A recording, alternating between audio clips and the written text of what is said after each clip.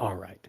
So last time we had played, the party pursuing the lead of the six-fingered man had hunted their way down towards the Hydra Syndicate within Liberty Corner, eventually Yes. confronting and meeting a Lieutenant Cole.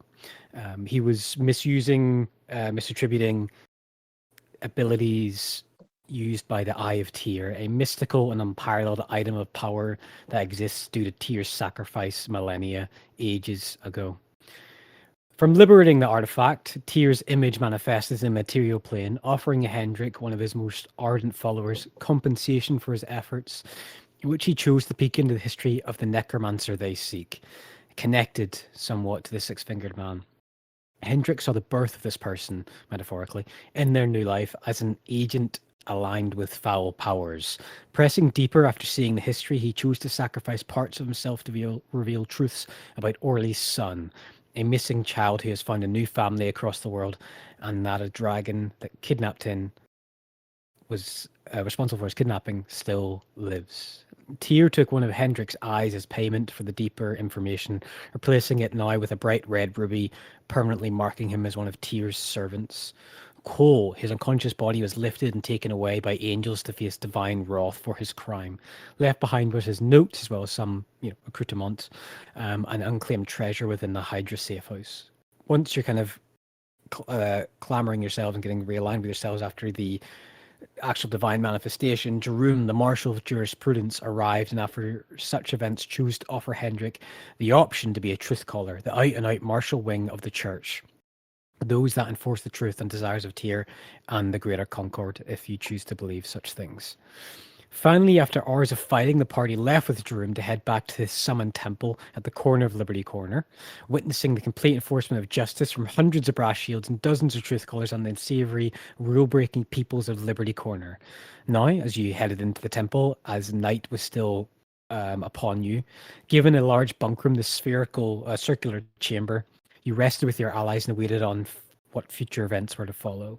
The room itself had two ever burning log fires in it. There were extra bunks and cabinets filled with robes and rugs and blankets and a bed for each of you, picked out, well spaced, circular across the room. And you have your possessions, you have your wherewithal, but I guess before any of you long rest, do any of you guys have any conversations with your party members you wish to have, or shall we just skip ahead to the next morning? More, a few hours later, I say. I think more that Thork is wanting to get every detail from Hendrik of what he saw, what happened, what he felt, and he's writing it all down. I don't tell him anything. You just say nothing. Okay. You Is that like a definitely divine pester sense of him. nothing, or like? Let's imagine like, or perhaps they're misinterpreting him. I feel like not a lot of us got a whole lot of long rest because Doric just pestering Hendrik throughout the night. Like, yeah, but can you just tell me this? Yeah, but can you, like... If you cook him food, he might shut up. No, that only works with you.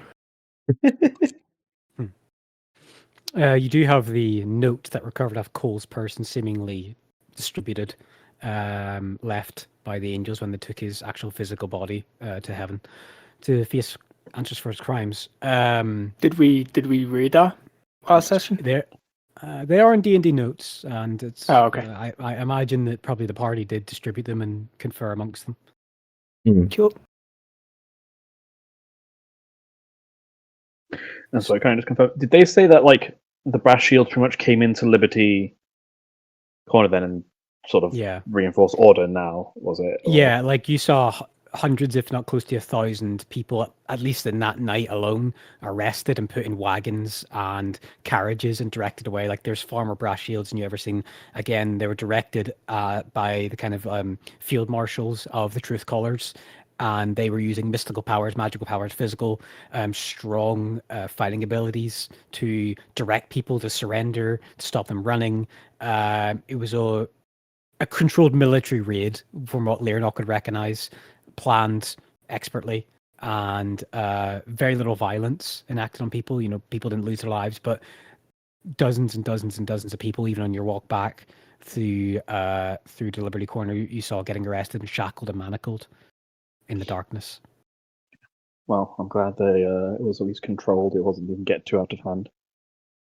No, it seemed as well planned out as a strike like that could have happened.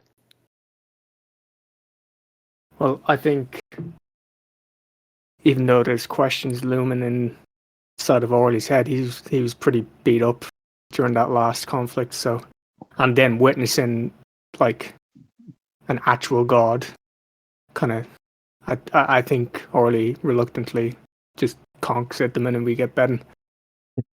Mm-hmm. Fair. Okay. All right then.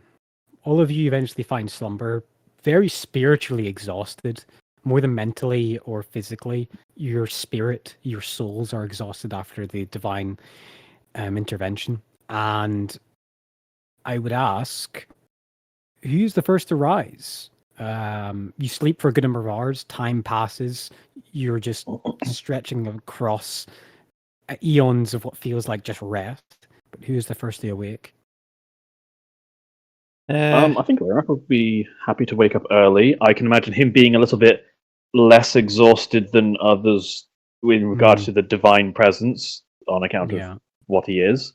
So for him, although it's obviously still a very significant event, it's not like as completely alien to him. So I think they're not still going to wake up more as normal. Okay.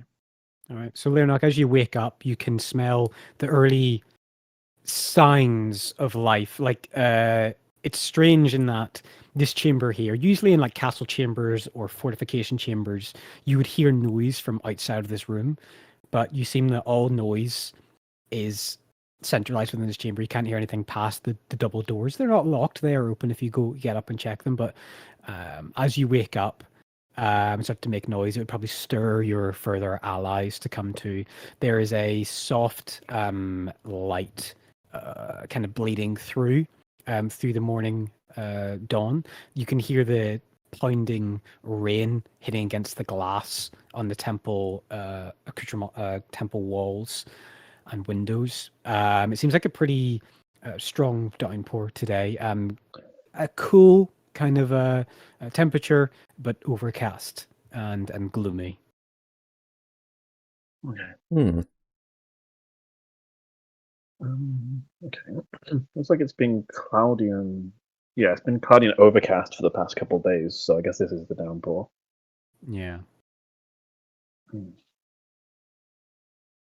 Okay. You notice that a single sheet of parchment slides under the door to your chamber. There's only one door in, one door out, and as you kind of go over to inspect it, it just says breakfast ready in 15. Okay. Laura will then probably just get ready for the day, all the morning rituals and the like, and then he'll be going down for breakfast at the time. Mm-hmm. Do you wake up any of your allies or anything like that? No, he's going to let them rest and wake up more or less, like unless they specifically requested it. But he's going to let them rest and awake for us when they naturally do. Yeah. Orly and Thoric, with your passive perceptions, the two of you do hear Leonok shifting around his armor, and the two of you do awake. Hendrik, what do you choose to do? Do you choose to stay in bed, or do you get up? I think Hendrik did that thing where he fell asleep without taking his clothes off by like accidentally laying in bed and falling asleep. Yeah. And then I think he'd keep waking up throughout the night because he can't close his left eye. Oh yeah. Yeah, it's just like getting used to it. Wait, he can't close it. It's blind sight, even if it's closed. So, for Hendrik, it's strange. It's like you've got an entirely new sense. Like you're used to seeing and understanding noise and locating where people are, but in this decently sized circular chamber, you can feel when your allies wake up, more than a sense of hear it or see it. You can just get a sense of like where their foot falls in the stone. You can feel the crackling fires. You can feel that there is just kind of the shift of energy that you never noticed before, but now thanks to your new gift, or I guess you could look at it whatever way you choose to, but your new abilities, you get a greater sense of the world around you, and it is alien, but it is strangely cool. Sensory overload. A little I bit. think Hendrik kind of hates it. I think yes, it's cool, but it's a pain in the ass. As like, yeah, Hendrix has a lot on his mind, obviously, Yeah. and this is the worst night of sleep he has had in a very long time. Are you awake? I mean, yeah, yeah. I mean, he's at 20% brain power, which is enough to get up and move and open doors and stuff. I think if I saw you wake up, I'd kind of almost tilt my head down, almost kind of. It's a spark of guilt and whatever you saw. I'm forever in your debt, Hendrik. What you've paid, Or I would never ask for. Or they have no idea what you're talking about.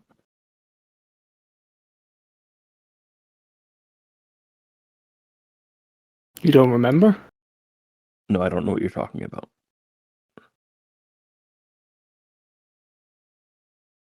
Okay. Oh, your son. Yes. Okay. No. Now I know what you're talking about. Wait, who was that? Who was that? Who was that? So, No. No. brief explanation here, or Yeah. No. Sorry. Okay. Yeah. No. Don't really don't do that. It's fine. You're fine. You've been. You you've been lost very, an eye, Hendrik. You've been very. Don't. Let's not. It's fine.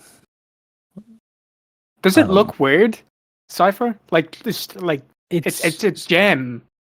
It's a perfectly cut dark red ruby, and now that it's in daylight, almost from cloudy daylight, there is a faint red glow where you imagine an iris would be, or slight movement in the middle of the ruby. It doesn't perfectly mirror an eye. It does look more like there's just a soft glowing, well-cut ruby gem placed in that socket. And there's just a strange hum in pulse of the light. Oh, God, it don't actually tell me there's it something actually, in my. when he There's blinks his something in eyes, my head humming. Thank you, Dio. when I more describe the light humming like with like intensity. When he blinks his eye, the actual light of the red eye actually blinks with it. It mirrors it. I wave my hand left and right. Does an iris follow? It does, yeah. Single, you know. Orly, stop experimenting with my eye. Sorry. A lot happened. I don't even remember getting back here. I don't even know where we are. It's all blank. Damn, I look around. Where are we? You're in, at least from what you remember from the night, exhausted and battle fatigued. Jerome's one of his knights gestured for you guys to take the lodgings within the circular chamber within his summoned temple. Orly, I think we're with the elephant again. The Loxodon. Oh, my boss, right? The Loxodon, whose name I can't remember. You just said Jerome. It's been a tough day. Somebody's having memory issues. I don't know if it's Ron or Hendrik, but somebody is. right? Just out of curiosity, what time is it for you? Oh, no, I'm actually fine. It's 10 a.m. I'm totally fine. Okay. Have you had a coffee? No, I haven't, but I'm fine. In fairness, his PC has literally gone an eye stat. Do you? Sorry, Toxie. Do you need kind of like a brief kind of like explanation? Yeah, because I think because of the recording, unfortunately, that session I didn't get. So I think I have. Yeah. Oh, I think I have like a rough idea on what's happened, but obviously the details. So, for example, I have no idea what happened with. Okay. You. Let me give the breakdown. Yeah. I can't remember the name of the fellow whom we arrested. What was his name again? Cole. That was the guy who you thought Cole. he had Oh, the no, eye. yeah. I mean, Cole. to be fair, we've arrested quite a number of people. Yes, but this So one felt- Cole was one, and from my understanding, or from what I've just heard, I think he Um, got taken away by angels So or here's how it divine goes. messengers. Was it? So Cole had we went into the underground and we found the basement of the cult of the Hydra. We killed a bunch of Cole's guys. We killed the fucking Hydra. And then we fought Cole, and Cole had a super powerful artifact. Yes, this bit I On him. remember. Yeah, okay. Were you there for that? Anyways, we managed to get the artifact off of him and then beat him up. At which point, an apparition of Tyr showed up and had a conversation with me, which is super private.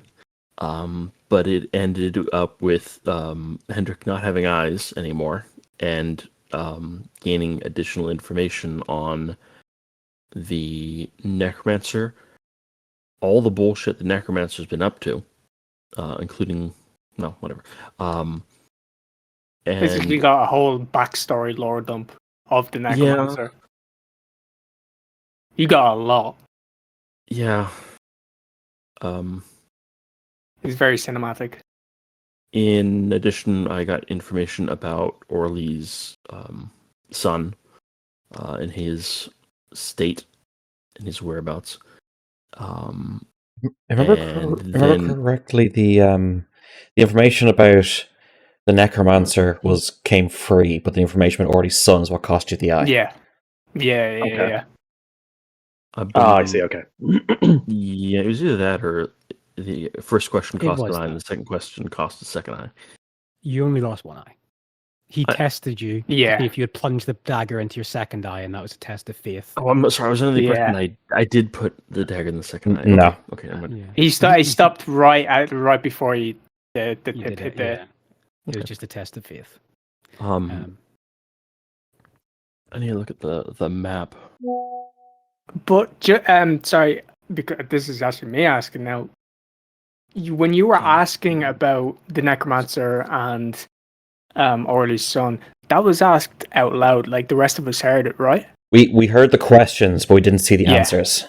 Perfect. Okay. Correct. No, sorry. I just thought I was jumping to conclusions for Orly, knowing that the question was asked. I just wanted to make sure. Yeah. Cool. And for a sense of time, when Hendrik asked these questions, a single heartbeat would have faded, and then that would have been it, and then the conversation continued. But in that time, Hendrik saw everything that would have ever listened to that question. I'm gonna finish the series of events, and then I'll update you on the information that we actually specifically got. So the conversation was had with Tyr, other people. I don't know if you guys, whatever. Then Cole was arrested by a angel. I think it was just an angel who took Cole to heaven to to their realm to face sentencing for fucking with a deity's artifact. And then Jerome showed up with his police force and said that they would finish up cleaning up. We inquired about the wife of Slade and the child as well, and Jerome said that he would inform his police force to look for her specifically. And then we retired because we had run out of abilities and spells and HP at that point. And that, I believe, is where the thing has ended.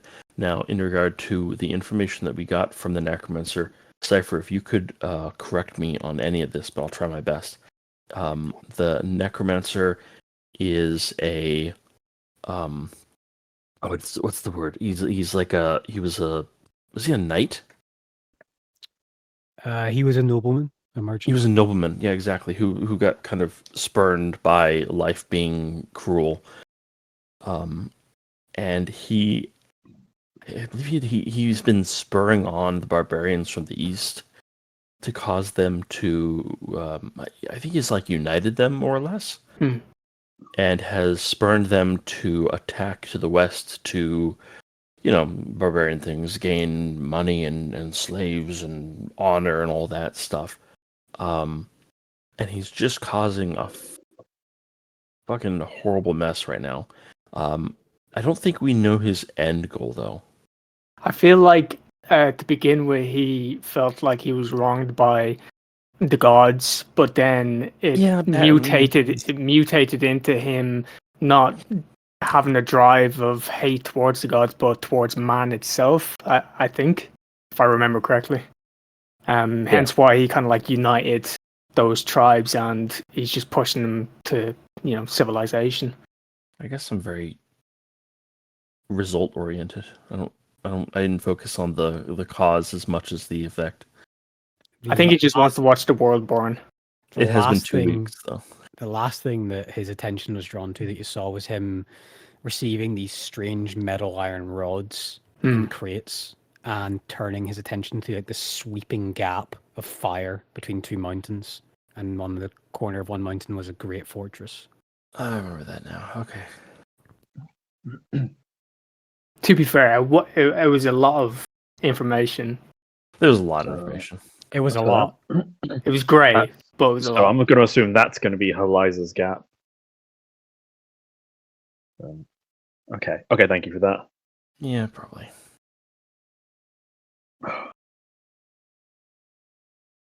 There's a soft knock at the door to your chambers while everyone's arised. And just the servant comes in and says, that is food ready for all staying within the temple. We are constantly making more, so early eating is advised. Is plenty of company within the temple today. Farewell, holy ones. And they retire. Just a simple servant, just retire through the chamber. Thank you. A very worn and tired-looking Thoric gets his gear on, and then just like, when you're really tired and out of energy, you're just kind of that flop walking. Trudge. You trudge. That trudge, just going food. Yeah. That doesn't seem overly different than normal for you. Except normally he has more energy. It's he's a just bit more particularly like depressing looking. That's all. Yeah, he's a lot more worn out after the arrival of the physical manifestation of a god before him. God, I can hear Thor. I mean, just literally. like mutter 3, 5. So everyone head to the breakfast? Yeah. How did my well, I suppose I don't know if I got time to actually fucking do it if I went straight to bed, but no, never mind. I'll come back to that later. Okay. You head down the hallway to the kind of central lane of traffic, the main entrance in. And last time you were here, there was a long single table that was like horizontal from the front entrance away. This time you see dozens and dozens of more tables, and actually the floor has slightly changed proportions. It's raised in more sections that keeps the floor aligned on the same plane. You can see that there are maybe 20 or 30 truth callers here. Every single one of them is different. Every single one of them has a different race, a different motif, a different kind of style of dress, weaponry. They're not aligned. They're not a monoculture at all. And as striking, no one looks similar to Hendrik as well, or the group of you. But they all bear the same marks of loyalty of Tyr.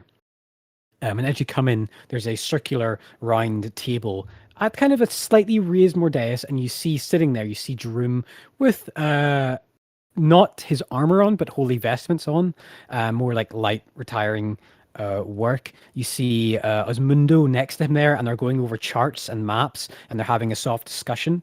And you see that there are 5 chairs on this round table set out, as well as fresh hot plates and stuff like that. And as does your party approach that table, or do you choose to sit somewhere else?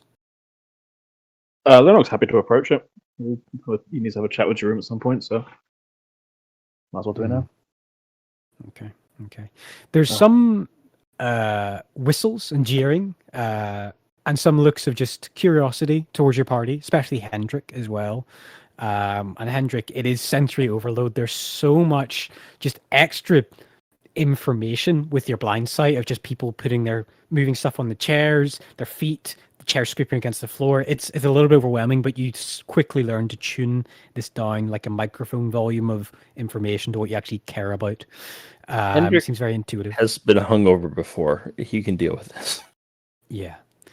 And as you go and sit down, Droom just kind of gives a curt nod to his mundo, and he's wearing kind of very like mystic bracers and garb. And he kind of retires the maps and puts them in a bag which actually seems to put much more items inside of it than it looks like it could contain with its dimensions. And as you all sit down, there's a spread of mostly steamed vegetables and cut fruits, and even some fried insects and a cooked snake as well. Here, it seems to me this delicacy within this table is more amped towards probably Droom's preferential style of food. And as you sit down and grab your plates and settle up, Droom kind of just drinking between a goblet of water, sets it down, his trunk, like cleaning his lips, with his cataract eye, looks towards the party, scans over you. Was your rest worth it? It was a good rest after such a prolonged day of combat and events. It was needed. It was a good rest, thank you. It was certainly an eventful day, one that will not be forgotten anytime soon, I am quite imagine. No. I do not know what earlier plans you have after breakfast, although Hendrik, for you to be involved and take your oath toward the truth colors, there will be a small ceremony after breakfast that you must take part in, but it will take no longer than a few moments. But it's integral. Okay. Before I sign up, we should probably go in more detail about what is expected of that change in position. Ask me. Also, okay. Do truth callers work on their own or within groups? I leave discretion of order to truth call themselves. If they believe themselves to work better in a group, I encourage it, but no one is forced to ever work closely together unless explicitly ordered by myself or directed by Tyr.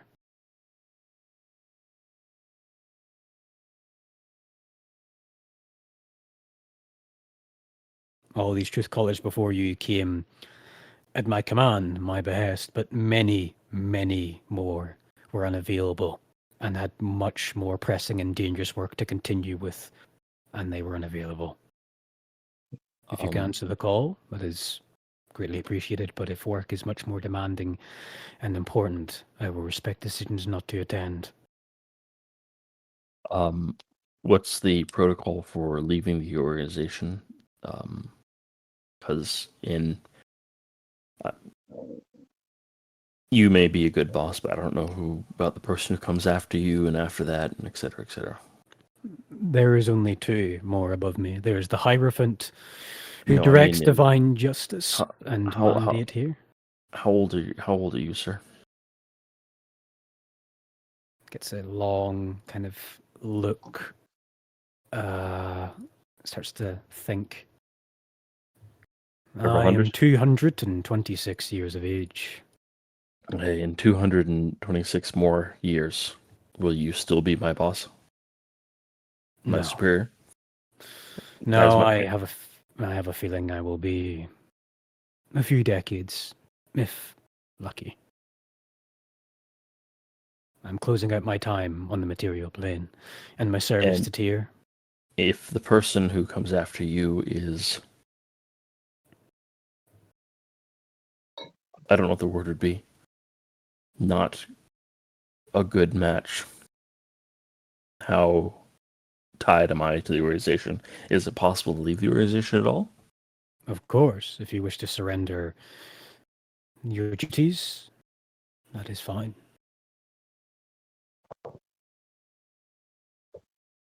Tyr can't ask everyone to serve until from appointment to death. We understand many within our culture change their callings and provide their services and faith to other gods in amongst a lifetime, especially one lived long such as yours with elven blood. But I have dedicated my entire life to truth and justice and order. It was only in the last century that I found Tyr himself.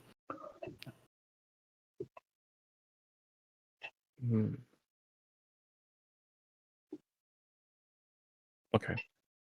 I'm sure there are other questions, just none come to mind currently.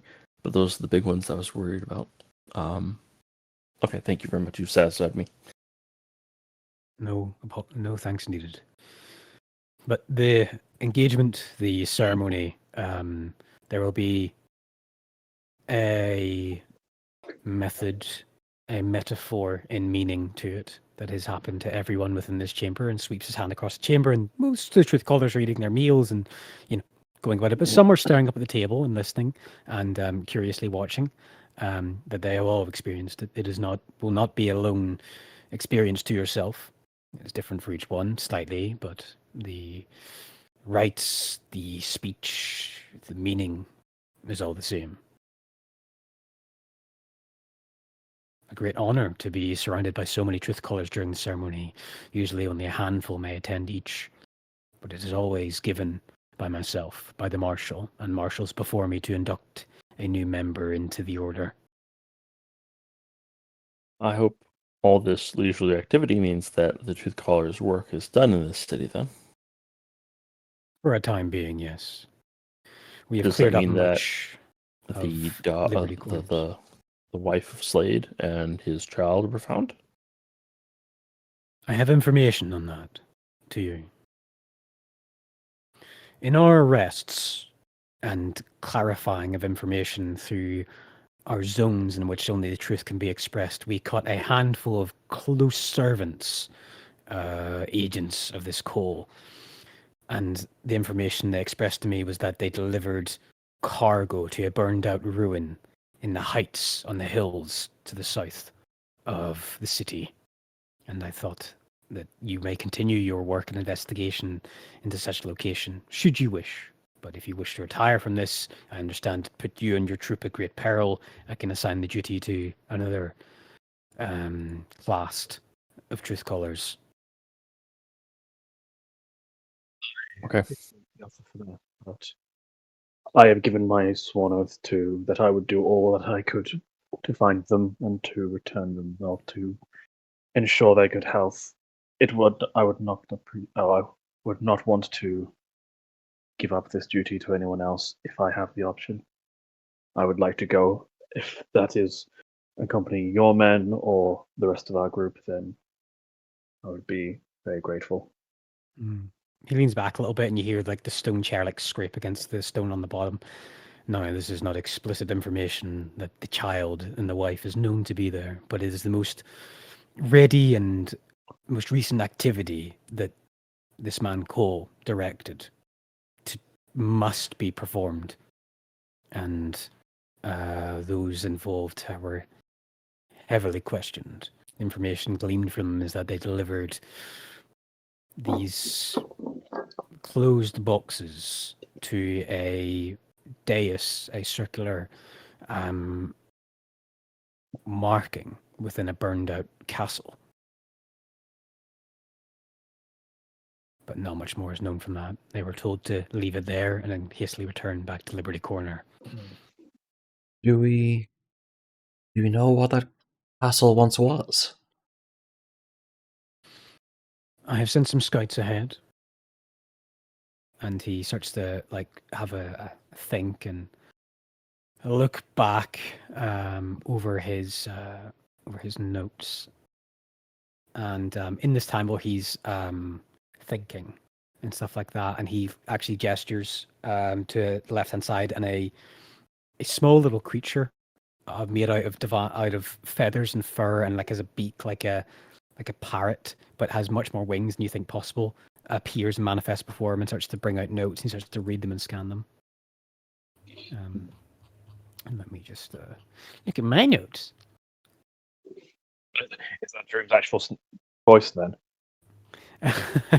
That's what he actually sounds like. He's just been putting on a voice the whole time. Yeah.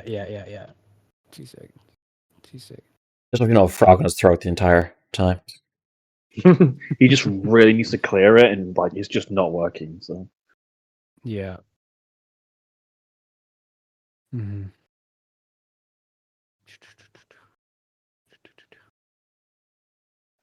He says it is referenced that it is the Nasca Macento castle. It has been left deserted and destroyed for some time and never rebuilt. Could any of us make a history check for that castle name, or? Sure, yeah. Cool, I'll give it an attempt. +0, here we go. I mean, you know what? It's better than average, so I'll take it. It doesn't trigger anything that far back, but No. you do remember in the notes of your newly acquired notes from Cole that name is mentioned. Or was it? Was it the Nascimento ruins? Yeah, Nascimento. Nascimento. Could get these rods to the Nascimento ruins, and everyone's going to transfer all of it. Okay.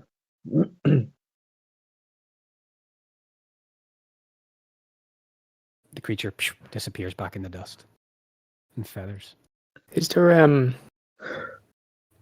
there whilst all this chatter is going on, I'm kind of just scanning around. Is there any firewood or any wood that I could just kind of yoink? And I have the image of Tyr in my head, and I want to try and make There's a big log and pile of logs and small pieces of kindling in a huge burning fire pit. I'll try to just grab the attention of like one of the servants and see if it's okay if I can just grab a piece. Yeah, you ask and you can head over and get a piece. Perfect. I will attempt to carve my perceived version of Tyr from which I saw. Yeah. Sure. Make a. Is it like leatherwork? So you got tool check? Woodworking. Make carving. a woodworking check. Yeah. Heal. Where the f*** is it? Oh my god. It should be just beneath the skills, I think. Skill. Where's? Is it in? Oh, I see it. Yeah. Dex. Yeah. Christ. 24. Oh shit. 24. Nicely done. You over the course of the few minutes when this discussion even starts, probably ask for the wood just as you sit down out of curiosity, and you carve a really, really good representation of a wizened, older looking man, and actually do the two sockets in the eye in the skull, and carve that hair really well and stuff. I mean, it's obviously still a small wooden sculpture. It's not lifelike, but it's a pretty good representation of that form, best you can achieve in the minutes that you have. I'll kind of approach Jerome if he's not otherwise busy, and no, he dismisses the animal and looks back towards your troop. I'll hand him the carving, and there's one thing that piqued my interest. Obviously, I was too beaten and tired at the time, but how did you know the presence of Tyr was there when you arrived? When you have worshipped and used the powers given to you by the divine, in my age, in my experience, in the time that I had to call upon it, you recognize the lingering marks of divinity across the world.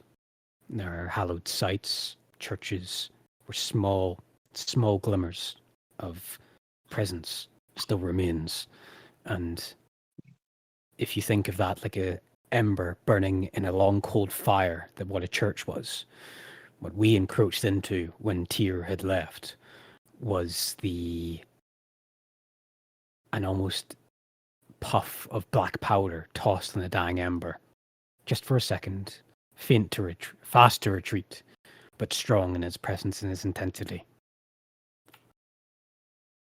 I guess maybe I've been so self-absorbed with dealing with my own life and dealing for my family that maybe I didn't look towards the gods more or enough during my lifetime to see them as well as others do.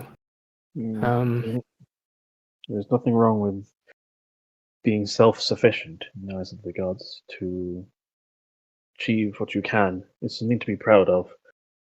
But the gods, in my experience, will tend to offer aid when asked, but it is nothing to feel ashamed of. Thanks. In the ideas of many of the clergy, for a person to see a divine manifestation usually means that their life has taken extremely dramatic turns, such as Audrin, for example. Audrin appears with his cup of heroes to warriors who would make the ultimate sacrifice and are briefly turned into demigods for the purpose of saving their own life or the ones they love for a short time. But for a mortal to possess divine demigod-like power, it kills them, always. Well, it was definitely an experience seeing a god up close. Never thought it would happen. I'll hand over to the Carvin. It's the best I could do, but Thank you. And this is how he appeared to you? yes, as much as I can remember and best to my abilities of carving. I have many small effigies and mirrorations of beings, so I'll place it up in my collection. I appreciate it. It's my At this point, just as he's about to continue the sentence, you're about to speak. A man about 6'3", 6'4", very thin, wiry, outworlder, outlander. Sorry, I should say, kind of like look, like with leathers and bandoliers of like potions and traveling items, like a camp pack over his shoulder. Kind of just walks in and walks up towards Jerome and hands him this golden coated envelope and sets it to him. And he whispers something in Jerome's ear, and then it seems to just kind of fade away. And you get the sense that Jerome saw him approach, but you only noticed him when he made himself truly present by actually putting the item on the desk. He just stealthed his entire way through the whole temple, gave this to Jerome, and then just stealthing all the way out. is there any way I heard the whisper if I was close, like within Roll a speaking range? perception check. Sure. 16. Oh, You hear a single word. Hierophant. say that again. Hierophant. Hierophant. In a heavily accented. And he nods. Jerome has very little reaction to this news, but the man just stealths away. And the only reason that Orly is the only person that sees this is because he's directly talking to Jerome. If you didn't know Orly, you would almost guess that this person was invisible and briefly displaced their invisibility and then walked away. Right, okay. There's no other explanation for how well they stealth through the entire chamber of dozens and dozens of truth callers. Jerome cautiously holds the letter to one side and just sets it on the table, face down. But it does say his name on it from what you can see. He flicks it on the other side, and there's a seal, there's a wax seal on it, which you recognize to be the seal of the Golden Council, the government of this entire country. Oh, shit. He says to the party, looking past you slightly already, but speaking to everyone, there is a brief other matter we must discuss. And he reaches down to his side and pulls out a small little leather purple bag. And this is for each of you. And he passes out the same metal platinum chain with 1/3 petal to each party member. It currently doesn't have it. To Leonard. Oh, nice. Hendrik, Orly, Torkel. Now, this is separate from truth calling, from my order. I understand you may have many, many questions about what this means, but this is a mark of authority and responsibility. And what I saw with your commitments and the fact that you were in such close proximity to Tyr verified that this is a worthy call to your entire troop to trust you with this information and trust you with this goal and responsibility. If you are to pursue further work against the six-fingered man in this cult, on completion of this, I will reward each of you with your second petal on your path. And more information may be revealed. But I can answer some light questions, but it is a closely guarded secret by many, many, many persons of influence and power. We're on a clout grind. I'll ask Jerome as respectfully as I can. What happens when somebody receives their third petal? What does that grant within the lands? They are fully inducted into this order and learn great truths and have great responsibilities directed upon them. And he holds up, like it's just a thumbs under his collar, under his clavicle, under his robes, and you see a 3-petaled Aidling platinum chain. Specifically out of character, this is specifically for Tyr, isn't it? These petals. No. Oh, it's not. Oh, I was it sounded like it's completely separate from the. Oh, sorry, what was it the truth callers? Oh, okay. Yeah. So we've It doesn't have stumbled any of upon this- like a It's good Illuminati, essentially. It's effectively. more like Secret Service. Yeah, You're good trying to be- Illuminati. Illuminati are good. What are you talking about? Yeah, well, I mean, they had their moments. A Priory of Sion. How about that? Anyone know though? Anyways, Signs of the Seventh Storm. But, okay. Mhm. Power and influence can be a dangerous thing to have, though, which is a risk to have it at times.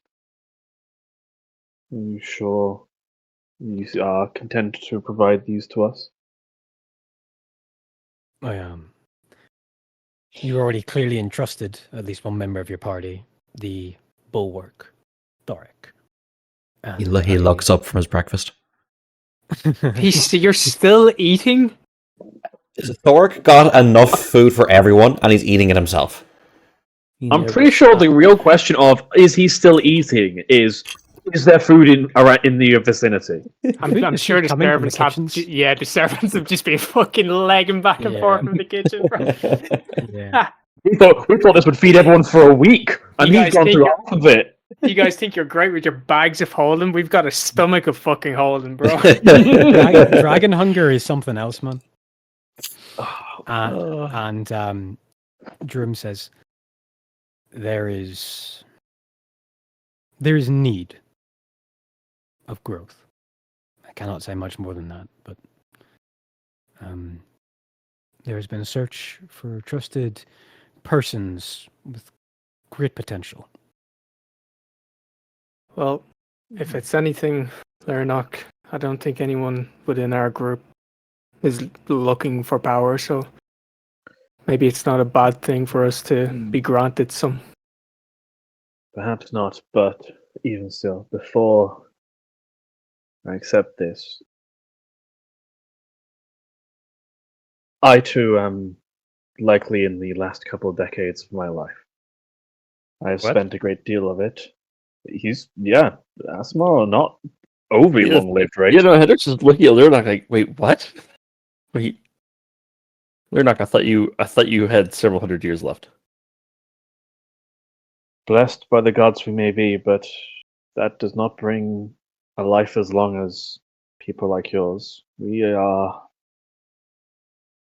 often lucky if we were to reach 2 centuries. And I am on the closer side of that already. You look like you age. You look a quarter of a century. We do not age in quite the same way. We do keep.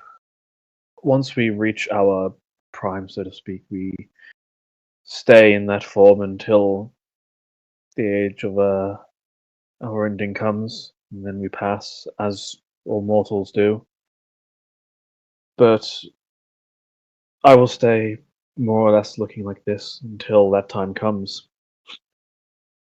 But I've spent a great many years focusing on the protection of the people and everyone around it. That will be my commitment and my priority until my end comes. Are you still sure that might sometimes cause me to make decisions that others might not, to sacrifice the few for a potential future good? It's not something that I ever wish to do again. Are you still sure that you wish to count me among this number? Jerome eyes you, and there's this is a approving stare. You speak wise. You speak very wise words, and have cautions and concerns that some not brush aside, but are not aware of when the inductions of the petals come. What I will say is, shall you progress even to your second or third petal and be fully inducted, you, Paladin Lyranok, will make the most meaningful contribution a mortal soul can to your people, to your gods, and to the good of the entire realm.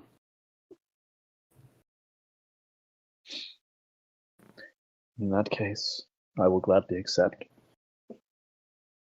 I think you're overthinking it, Lyranok. Anyways, just think of it as a tool to do more good. I mean, you haven't seen me change very much with it. Oh, You I'm sorry. Have you finished? Perhaps I could talk and eat. You just see Torkel scanning it and be like, "This is really fine platinum." Just looking at it through those lens. That's the advantage of not. The things I could make with this. Everyone's talking moralities and you just staring into the actual metal itself. Thork doesn't chew his food, and it makes it easier to talk while he eats. Just goes right down the throat. Yeah, the word inhale comes to mind. He's like a Labrador. It's when dogs lap water, but it's not water. So, Jerome deposits this, and Osmundo briefly speaks. He's still been poring over etchings and documents, but you can't really see what he's doing. And he says, "It took me 6 years to get my second vessel, if that's any idea of quickness. But I was studying afar when I was first inducted, and it took some time to collate all the information and tasks achieved fully. But I have no doubt, based on your current efforts, it would probably be shorter than that of my own." Jerome just nods.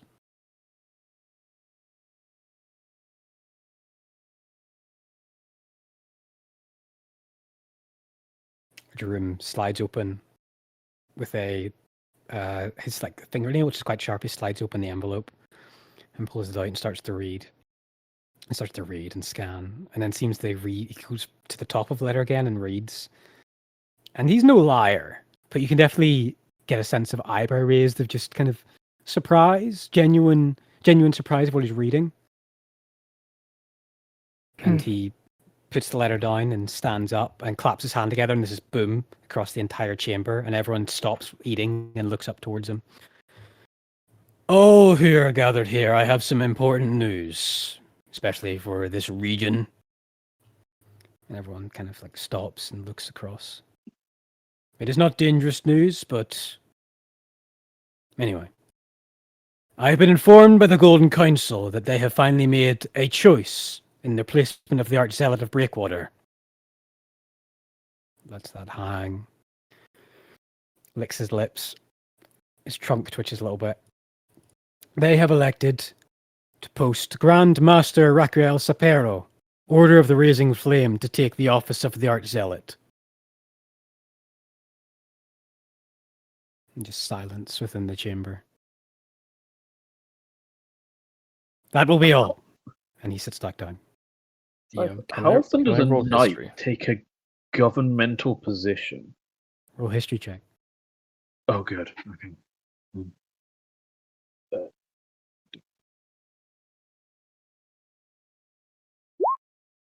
Son of a bitch. 11. Definitely breaks tradition. A couple centuries worth, at least. There hasn't been a military commander elected to be an archzealot for a long time. And I'm sorry, 'cause it's been a little longer for me than it has. We had two names that were like in the running effectively for archzealot here, because one of them was the person who was with the not Golden Council, the Trade League League of the the Golden Golden Veil. Veil. One of them was them, and then there was another one which I think was the more traditional aspect, or the like another basic person. Is this name either of them? No, it's not. This is out of left field. Completely new person. Okay. Yeah, this is like yeah. Go ahead. Can I roll a history on that? Yeah, definitely. Yeah. Can I roll it with advantage because it's within my own? Oh wait, no, it's not. It's not for tier. It's for Yeah, we can still roll a history check. Absolutely. But it's not for tier specifically. It's for the church. No, in but general. hearing the name, it's still like Okay, it's still gotcha. Grand Yeah, Master of the orders. You can definitely roll a history check. Do I have 11. 11? I mean, you probably know of all 6 Grand Masters of each order, and yeah, he's been in charge for a couple of decades. He is well liked, well respected within the southern area of Erith, and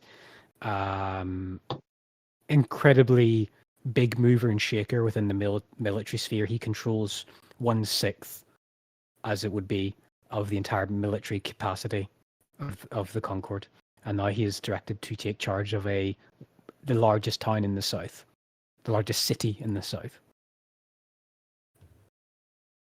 And there's murmurings and talkings and whispers at tables, surprise and shock and bafflement and excitement and a bunch of other things. To like within the party, or at least not loud enough, I'll say, who are the Flames again? The Order of the Raising Flame is one of the Silver Templars. They were correct me if I'm wrong. These were the ones we've run into, the Raising Flame. You met the Under Marshal, yeah. Yeah, we've met the Under Marshal, and we've met a couple of their knights. So remember the knights that were like effectively the stealth knights, where we found them on our journeys. Stood off against Bar Razir. Right. Okay. Those. So those were members of the Raising Flame. They're right. A Grand Master becoming. They seemed okay, though, right? Maybe a little hot-headed, but Silver Templars are respected and honoured. But as in all things, it can depend on the individual. But I have heard no great outcries against. Sorry, was it Raquel? Raquel, yeah. Raquel. But still, a Grand Master becoming an Archzealot is an unexpected change. They, forgive me if I'm overstepping, but did they give any reasoning behind it? You ask this to Jerome? Yes. But your conversation, like, and all that stuff, Jerome sits down, and Osmundo kind of has like a kind of surprised, like half smile, like, huh, that's not what I was expecting to happen today when I saw that letter get put in your hand. And Jerome kind of like brushes his hands and goes to pick up a piece of bread and start buttering it with some thick lard. No, it is different. I wondered if this decision, well, I'm sure all will be explained. The new Archzealot has already directed at the bottom of the letter for attendance of all notable persons and powers and church figures to attend him in his first meeting within a few days' time, on the 10th day. Maybe you got a recommendation. Perhaps if we found his Under Marshal dealing with these Outlander attacks from the east, perhaps that has had something to do with it. It could not be impossible if these attacks continue and get worse, it would not be impossible for Breakwater to come under threat. And perhaps they wish for a military leader in place for it, but still unusual. I presume this means he would be changed from the Grand Master himself, and he would not be holding both titles. That was not clarified within the letter. But I'm sure the Golden Council have made a worthy, applicable choice given the options to them. It would have been decided amongst all 12 Hierophants. Of course. It is still an unusual decision, but I trust that it will for the best. Here are we to question divine judgment and choice. And he chews a corner of the bread. Gestures towards the to you. Well, my entire cadre. I'd like to roll insight on him. Yeah, my gut says he doesn't like this. 20. Do you know like when you've got your boss and your boss's boss makes a decision that you can tell pisses off your immediate boss, or not pisses him off, makes him a little bit worried. It's just like that. It's like, didn't this expect is some bullshit I have to now deal with. Yeah, and you get the sense it's now. He seems probably a little bit more fussed about the fact he has to go attend a meeting rather than the actual choice, but now he has to go to a meeting about it. Well, this new Archzealot's obviously going to be more inexperienced than any others because it's not a typical rise to Archzealotry, is it? No, Archzealots are trained sometimes for decades before they take the Yeah, appointment. because that's so the role of the what was it? Academy. The Underzealot? The Underzealot, usually Yes. each Archzealot has an Underzealot which studies under them for Right, years. yes. And it's usual for them, from my understanding, it's usual for the Underzealot to then become the Archzealot. Correct, yes. Because they've been learning. The reason that they haven't here is because the Underzealot is the one connected to the Golden Veil. League. Yeah. So this new guy definitely has friends. Either that and I'll say this loud enough so Mr. Trunk can actually hear me. Either that or this is another example of threads being pulled. He finishes his piece of bread. I understand that. Try to think of the words. If you're insinuating that there is some kind of insistence of his appointment through nefarious means, I can unequivocally declare to you that this person would never have been made in charge unless it was appointed by all 12 Hierophants. You can understand my skepticism, however, due to recent events regarding the. It's unusual, but an Archzealot having these unpleasant connections, it would never be to become Grandmaster. Become a Grandmaster involves years of dedication and faith and sheer commitment to the beliefs of the Concord. He would, if there is strings being pulled, I do not believe it would be from their end. Perhaps it might be what's inconvenient for these people, but I do not believe they are doing it directly.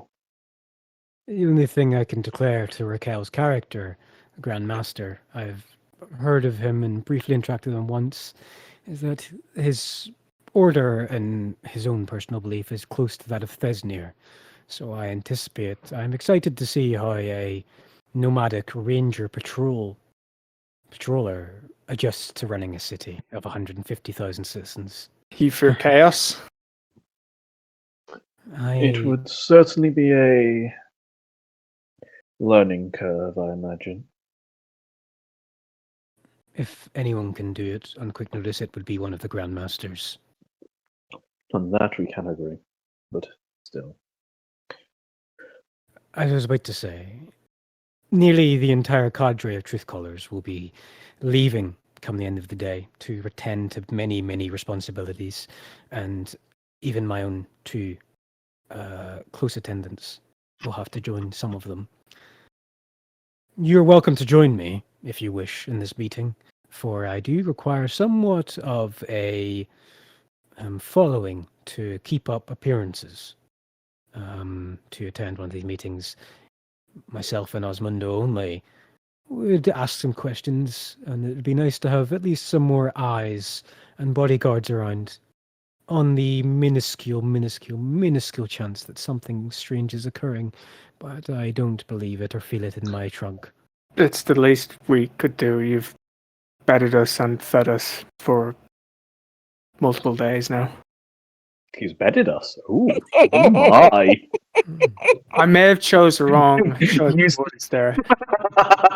Sorry, If I just take a step back and think about Orly, whatever happened is none of our business. Don't worry about Nope. Sorry, carry on. I couldn't resist. He turns towards Osmundo. We can stay until this meeting. Osmundo stares at the papers before him and like twirls a ink pen in his finger with a feather. Yes, we'll be close, sir. And there's an intensity there. There's an immediate there's something important the two of them are aware of, and they're worried of a timeline of events. We can make it work. They'll just have to fight even harder to maintain ground. Encourage them. I'll be there to replenish shortly after the meeting, but my attendance is required under direction of the Golden Council and now this new Archzealot. Make your preparations. And he turns towards the five of you. I must leave Breakwater in some time after the meeting. This would be my last engagement with you and yourselves. There's places me and Osmundo must be. But you can count on us should we meet again. They can rely on my trust and respect. And these amulets on the Path of Petals will open up avenues of exploration, information, and responsibility that you must strive for and work on.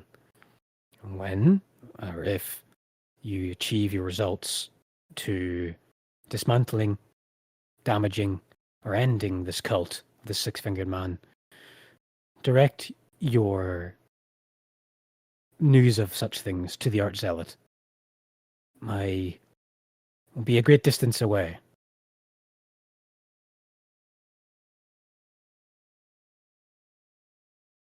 One more thing, a great favor that I might ask of you. That is okay. You mentioned need for a following. There is someone that was arrested during this course of events where I do not believe she had any true ill will. What she was doing, she was doing the job. Tanner, you mean? That sounds familiar. I'm sorry, because it's been a lot longer for me. Yeah, the basically woman and the man in the woman in the veins. Yeah, he's aware. He's aware.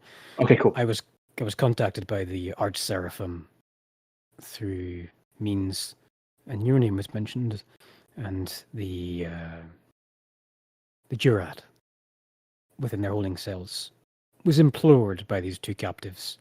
And anyway, yes. What are your intentions? I will completely acknowledge that they have done wrong and amendments must be made. But I believe that they have merely lost their way on their path, and that being gently guided might be more beneficial than normal punishment. These two people, they are capable combatants, people that, were they by your side, could be of genuine benefit to yourself and to the Concord. Make a persuasion check. Were these two people with the wizard? Yes. Okay. Because they were One of them pretty- was the kind of attaché from the Hydra group, that Tanner, and the one was Buddy, the High Elven mercenary knight. And they seemed very attached to that wizard. Yeah, they were. Well, he At least was. Buddy Yeah. was. She didn't give a shit. Right. Creatures of- Okay. I am genuinely hoping. I'm also going to use my bonus action if that's okay. So off Sure. my Crown Divinity rather. Yeah, sure. 28. Ooh. The highest roll I've seen for this campaign. Mate, it's plus 15 to the chat. I'm I'm gonna sorry, do I'm fucking sorry. wonderful things. I'm so sorry. That was... You son of a bitch! No way. We've got plus 15, you beat me by 1, but It seems like math just isn't with your character. it is what it is. This Yeah. isn't a He's failure. gonna- This is insight him checking you. Oh. Yeah, that's fair. It's fair. Okay, so go on. He reads you, Lernok, you clearly believe in the best of people. It is what your blood implores you to do, is to watch by the upper heavens. It is what I have to believe, because if I believe that people cannot change, that people are what their past has made them, then what does that leave me? Looks to the left, and the agent, the strange feathered celestial, appears. Grant them leniency. Do not send them to Eland just yet. They must have a thorough explanation of their psyche and soul.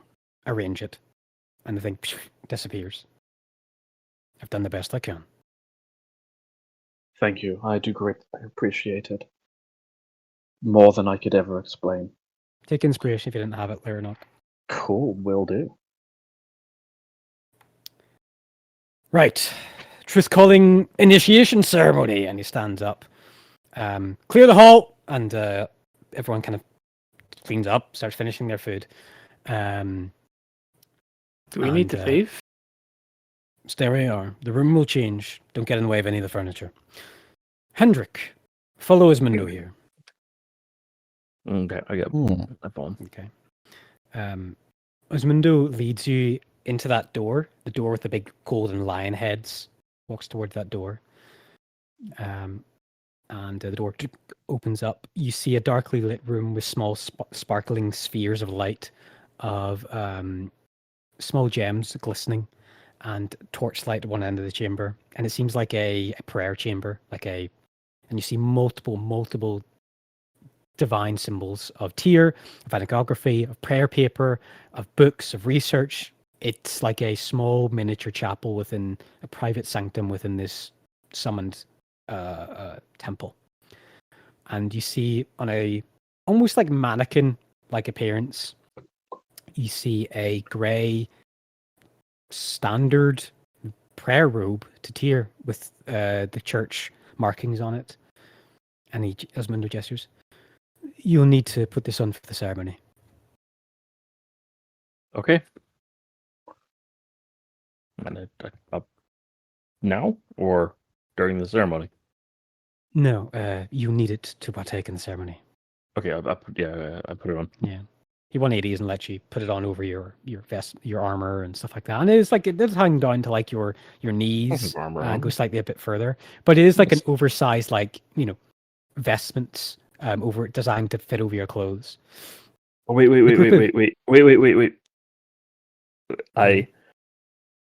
I changed my armor, my robe, to look exactly like the version that he has. I don't He's have to not wearing the change. same vestments. He's wearing like Mystic's armor. No, but and the ones robes. he's like, oh, put these on. Okay, sure. I can just change my armor to look like it. Hmm. Done. Well, that will be. I'm sure it'll be Weird, color. weird flex, but okay. Yeah, pretty much. Pretty much. The Listen, group of you if you- watch as the other four of you, as Hendrik's doing this. Ismundo kind of, it seems to be just keeping you in there while something else happens. But the four of you outside of the chamber, you do see that the walls actually get tighter. It was an 80-foot wide chamber, and you see them shrink in and shrink in and shrink into about a 40-foot width. The chairs all dissipate and turn to mist. There's a long, dark, grey rug which runs from where the head table was, where Droom was, and runs to the door where Hendrik went into the lion-headed doors. Your troop, your party, the Truth Callers, all stand by side, like almost like a wedding, in the best way I can describe it, of people standing to the other side, waiting there. You see a small altar of Tyr with 2 scales and a eyeless man's head resting on top of a table, summoned up out of the ground, and there's a hole where the brain would be, where like the top of the skull, where a small beacon of water is, of holy water, the kind of really, really crystal blue water, and Droom dips his fingers into it, and you see like a little bit of mist of divine light. And while this is happening, did any of you react or confused or ask anything? I'm assuming it'd be rude to note this down right now, so Thoric is going to be Thoric is going to be standing. When has that ever stopped you? Yeah, we just witnessed a god. At this point, I'm willing to accept anything strange, alien, abnormal that happens in front of me. As this happens, all the Truth Callers stand side to side. There's about 30 of them in here, plus the 4 of you. And again, all of them look different. They seem to be getting supplies ready. Some of them are taking out small packs of sand, some moss. One of them has a small vial of blood, and they're rubbing it on their hand. And seem to be taking out just various semi-liquid to viscous materials. Droom raises his hand, and the lion head doors open up as Osmundo has prepared you in front of the door, Hendrik. As the door opens up, you see arrayed on the other side of you an entire line of Truth Keepers and your party mixed and amongst them. And you see Droom at 45 feet away at the head of an altar. Approach, Hendrik, hopeful of the truth. Yeah, okay, approach. As you step forward, Droom starts to speak, and this is taking place as you're walking slowly like a religious ceremony. Within his robes, the clearness of the truth. Gaze upon it, and watch as what happens to the truth as it takes its course in the world. And as you take your first couple steps forward, a Truth Caller smears sand down the side of your right shoulder. And another one walks forward and brushes debris and dust down your left-hand hip. Another places his hand and smears bloody residue on your chest. This is what happens to the truth as it walks across the earth. It is damaged, it is infirmed, it is polluted, but not to us.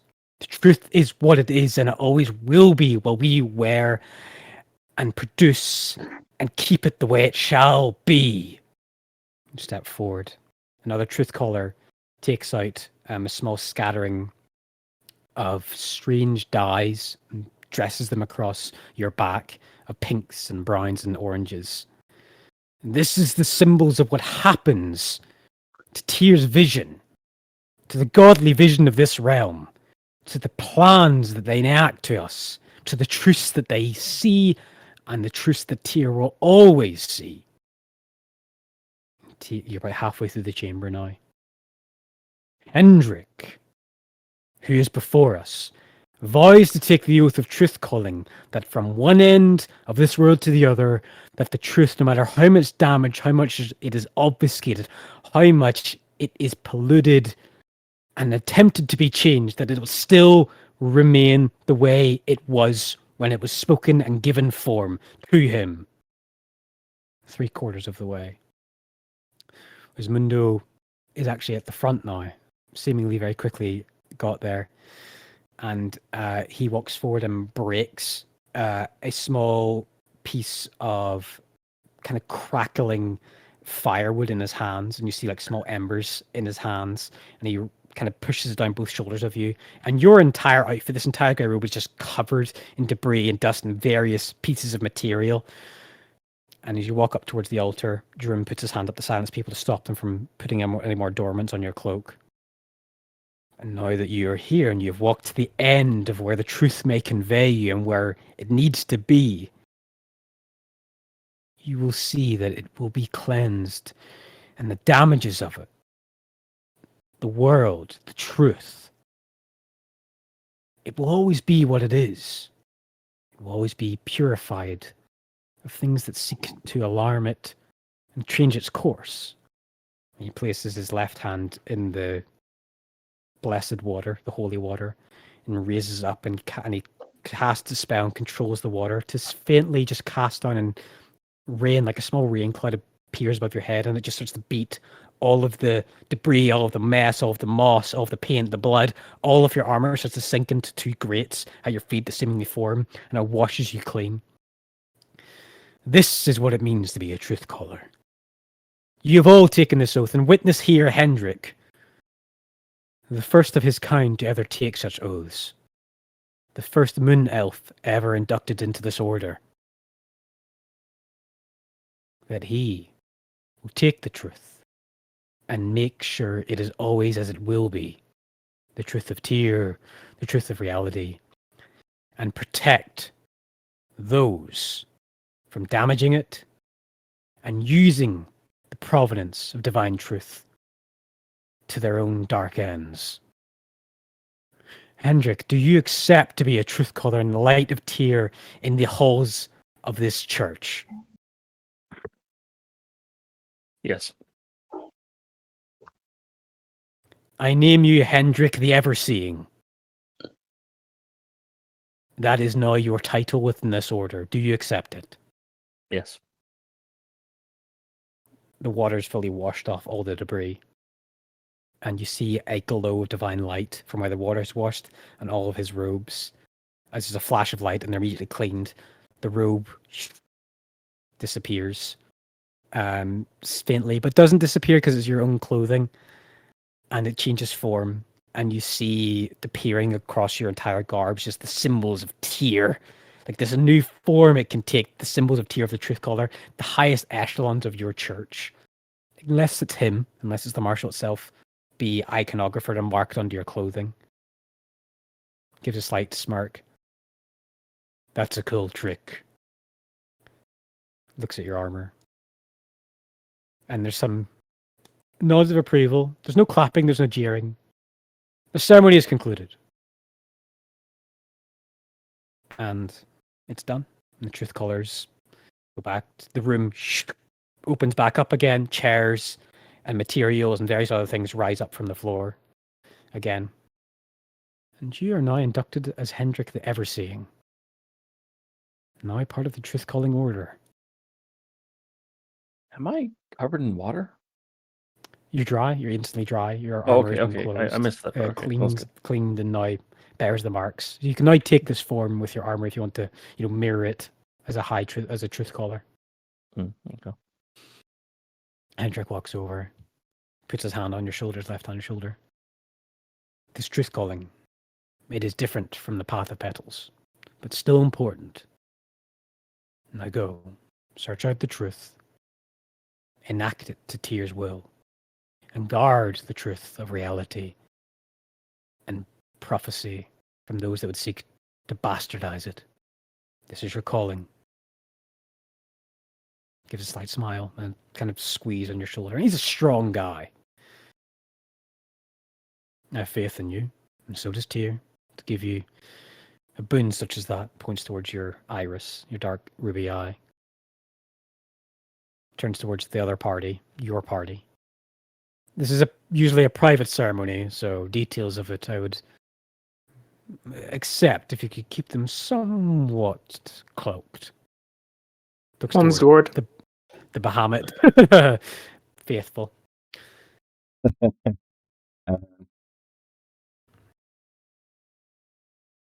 Okay.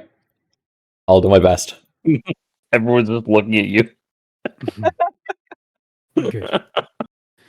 Mundo, we must collaborate information and work together briefly. Be about yourselves, but if you need dire address from me, then search me out. And he starts to walk towards the lion head chambers with his Mundo in tow. And he leaves the five of you with him. And what is your party's reaction to Hendrik now being inducted within this powerful militial or martial order? I don't know about you guys, but I don't think I've ever seen anything like this before. How different is it to knight induction ceremony?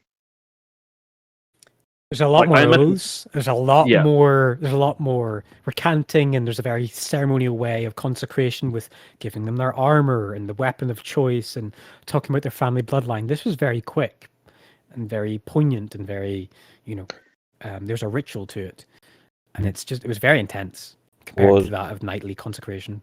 Would Thoric have seen his brother's ceremony for becoming a paladin? Yeah, definitely. And how different would it have been? This was more focused on maintaining a status quo and responsibility and the vision of a god more than anything as actually becoming consecrated, becoming a paladin of the Aegis is a very personal responsibility, a very personal task accomplished. There was no recognition of Hendrik's, talents or abilities. This was just, you are now part of this order and you will do what this order needs you to do, and you will respect the truth, you respect reality, and we trust you to do so. Okay. Cool. But it's not the strangest.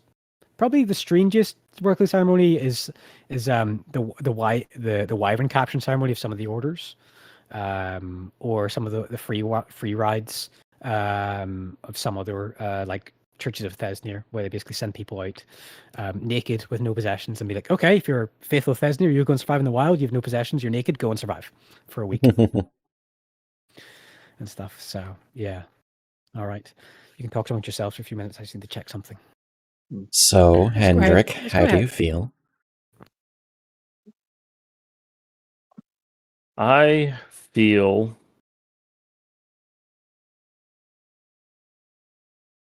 cheap. Cheap? Yeah. I followed Tyr because it gave me the power to fulfill law and justice outside of the normal confined means. And I found myself within an organization.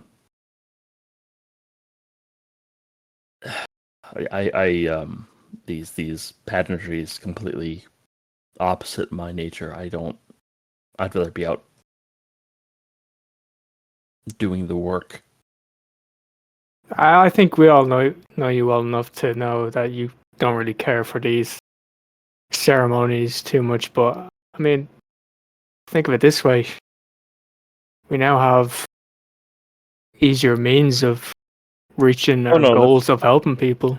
That's why I did it, but I don't think Tyr gives a shit about any of this. Well, maybe.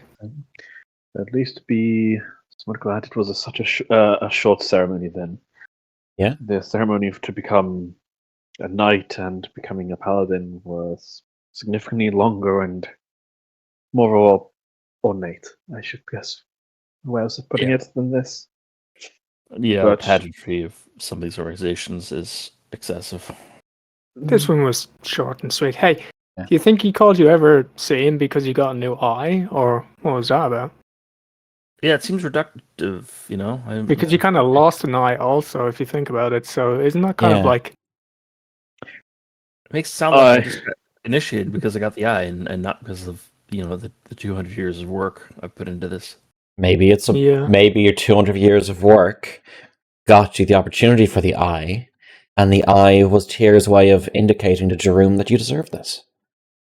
It was certainly a significant I'm happier being miserable. You're happier being miserable. Those two things seem somewhat counter. Lark, can you explain that to me later? It doesn't make sense to me. Just being a member of an organization such as this, it can be very helpful, but just be careful. It doesn't change who you wish to be.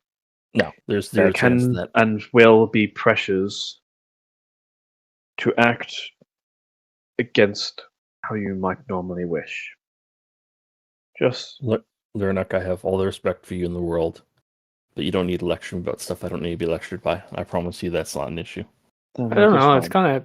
I'm There's plenty of enjoying things I you do being need to be lectured. To be lectured on. fair, To be fair, this is not one of them. Who I am is immovable. I think what Hendrik means to say is he appreciates the lesson, Lernok, and to continue giving lessons in the future. Yeah, I think he enjoys your lectures. I will respect Isn't his that what I wishes said? then. I just do not wish you to make the same mistakes that I did. I don't think you're allowed to drop vague, ominous things like that without explaining them. If I have no desire, nor want, nor need to protect what it is that I have done or hide it, I am not proud of it, but it is what made me who I am. If you wish the details, then I'll be happy to provide them. Maybe a later date, a party like this doesn't seem like the best time to go into it. I think perhaps on that we can certainly agree. So where do What's you the guys plan? go? Yeah, what do you do? I think we're going to be going with Jerome Do we have time at to some kill? point to the. That's in a Yeah. couple of days. That meeting's in Yeah. a couple of days. Okay, so we have Couple some of time to kill. days. Oh God! How far is it? People kept Couple talking days. over it. It's the same. A couple days. Okay. It's the same day as the meeting with Eric. Wow, that's Oh, not I going to be forgot inconvenient about at all. Um, God dang it! It's clarified as a morning ceremony, early morning, like 8 a.m. start. This meeting with the Archzealot. He likes to start oh, early that's sometimes. good. Bad guys only meet during like night time, so we should be fine, right? Yeah, it's grand. Yeah, they never It's attack at textbook. dawn. Also, for clarification, for Torkel during his investigations of that storm shelter in that part of Breakwater, it seemed like whatever club was only on like during dusk, darkness. Okay. So, See, they're told you. pretty easy to attend both of them, probably from what you can gather. I have questions for Jerome, though. You want to go and approach the room? Yeah. Well, Okay, you want to Okay, walk yeah, up to no, the lionhead door? no, fuck, this is a question that I have had in my head since we cleaned up underneath the tavern last night. We had evidence that they were evidence is too strong a word, but that they were stealing tax money, or not money, but stealing tax, whether in money or object. Did you find any hoard of wealth down there? You guys did. You've in that Yeah, we've- hydro chamber. You find lots of gold that is deposited in your party. That's right. Sorry. Yeah. The archers had boxes. I didn't realize. Okay, that makes. Okay, yeah. Jesus, that makes total sense. Thank you very much. That's all right. Okay. Okay. Well, never mind then. There you go. Basically 4,000 gold worth of riches. Yeah. And then I'm assuming these are some items. Okay. Yeah. What was it? Just Sending 2 seconds, stones, SK. handy, very useful items. Sure. Well, slipperiness.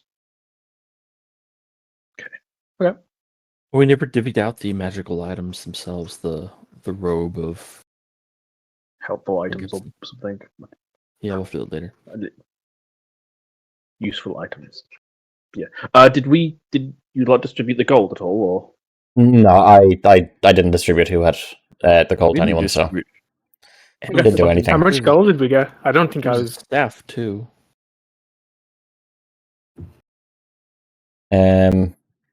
It was in the Vidya. It was written down in text. Oh, there it is. A pair of sending stones, a Yeah. robe of useful items. Here, I'll just and then all the slipperiness. little slipperiness. Oh yeah, I see. Yeah, I could've sworn there was- Unless it 4,000 gold. Sheesh. Unless it wasn't here, there's no mention of a staff. Yeah, Oh, sorry. There's these 3 abyssal rods in the letter, but No, that's something. That's something else. yeah. But That's only going to click with you at the moment, Ryan, as well. I think. Oh yeah, the rod that he held up Yeah. with the volcanoes. He's looking out towards volcanoes, isn't he? Yeah. Okay. Was that volcano? I thought it was looking out towards. I don't know, dude. It was a Oh, long it was, month yeah. and a half. It was a lot of stuff, Oh. and I was at the time was like having trouble comprehending, and then it was like I'll just listen to the audio. I was Remind myself. just too wrapped in it. It was fantastic. It was great. Yeah, so it's 720 gold if divided by 5 ways. Okay. Put it in Torko's character sheet. 750, you said? 790. It's in there. I put in the text. Oh, thank you. Divided 5 ways. 158. How do I? No, the 7. Wait, why? Oh, each. Sorry. Yeah. Yeah. My bad.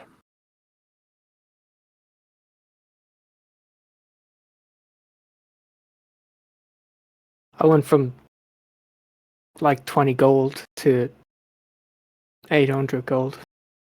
Nice. We pay tax on it at some point. Oh, 100 gold actually. Yeah, true.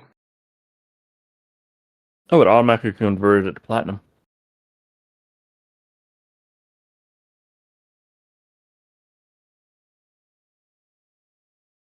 Yeah, so what do you guys want to try and do now? Well, if we have a little bit of time, Thorpe would like to pass by the Platinum Archive and report his experience with the manifestation of Tyr, because that seems like something important. Yeah. I think I have an errand as well. I feel like I'm almost cheating on my own god with the amount of attention I've been given to Tyr and the fact that we literally witnessed Tyr. So yeah, Orly, do you want to join Tyr? It's great. It's great. Lots of money. I'll think about it. I'll think about it. For now, I feel I need to pay some respects to my own god. I feel like I've been pushing all the gods to the side. It really, I guess, it really did take witnessing a god to make me realize not everything is about myself. I think being inspired to worship your god because you witness another god is, well, you handle it yourself. Good luck with. You think it's ironic, perhaps? I don't know. I think that's quite reasonable. There's nothing like the absolute confirmation of, oh yeah, like the gods are like there. They're factual beings. Yeah, to remind you. Yeah, I've never. It's an oddity of what's the polytheism. Polytheism. Yeah, polytheism. I guess it's not really like bad to have respect for another. I think it's more the fact that it's just all the gods have been kind of like pushed aside from already. Eating when it's a polycule. That is an interesting way of putting this theology, but I mean, think Orly's thinking that deep about this. I mean, if you have two gods that have like similar things that are in line, I suppose you could worship both. I mean, well, I mean, to be fair, like, I don't see an issue with the idea of paying respects and worshiping multiple different gods. Like, no, I mean, I'll just remind you that Leronok has his main one is Baldre, but he does have, I believe it's Mina and Namella. Yeah, and like I mean, for them. Like Orly, and like his family as well. Like it's the different gods are like paid respects to on different occasions, different situations, and stuff like that. It's more. I think it's more the fact that seeing a god up close, it's kind of like, Right, yeah. Oh, The gods sorry. actually are here, and not everything is about me. Sorry, Vela and the Meadow I meant. Yeah. Yeah, it's kind of, in my head, it's like the Trinity, isn't it? That's more or less how Lyrnok is approaching it. Obviously, Yeah. Baldre is the main deity in terms of the focus. But Yeah, those the- three, and then Kinos, I feel, are just kind of like a whole subsection in itself. What And what is Orly's deity? it's Baldre. Oh, okay. Okay. And on that, I guess I'll look to Lernok and offer the invitation, and if you want to join me, I don't know if you want to stay with the others. I'm happy to do this alone if needed, but I would be happy to join you if you wish, or if you are content for me to come along. yeah, just I feel like I need to just at least offer some of my own time. Of course. Pay respect. How is it that do you have any plans on how you wish to go about this? I think we could go to the old trustee, see if anybody's in need. What's out of character? There's the Baldry house, is it? I can't bloody remember. Let me It go was the find Great- it. Great South House of Baldre. Grace House of Baldry. I mean, we could see if like any hands are needed. I know we've If already I recall offered. correctly, they were pretty well manned. Yeah, they were. Were they It was more or not? less they wanted you to actually rest and relax because no one looks after you guys. That was Lernok, your interpretation of the events. you offer more. I feel you're more. You spend your time offering your own time to Baldre and the other and all the rest of the gods more than me. I feel like I've been very selfish when it comes to servitude towards the gods. What would you suggest? Anything other than a Baldre pilgrim is now, obviously. We don't want to go too far. Baldre is them. It is the intent just as much as the action. They wish to provide hospitality and kindness and warmth to everyone, that whether they necessarily deserve it or not. One possibility, there is a great section of the city who's just been undergone Dehomed. I imagine a great many have been arrested. Some may have been harmed. What we could potentially do, have we go through this Liberty Corner, see if there are people in need of help, or that are hurt, people that are hungry. There will be what has happened now so recently. It will And change a great deal for them. The mass shift of what's happening as well, I guess, and under the Exactly. circumstances, I'm sure mistreatment would likely happen, even if not intended.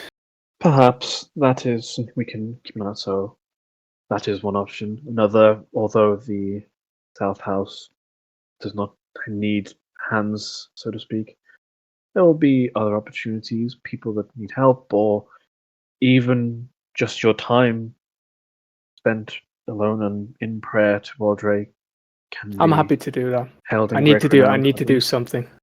I don't know. I feel like I just haven't been.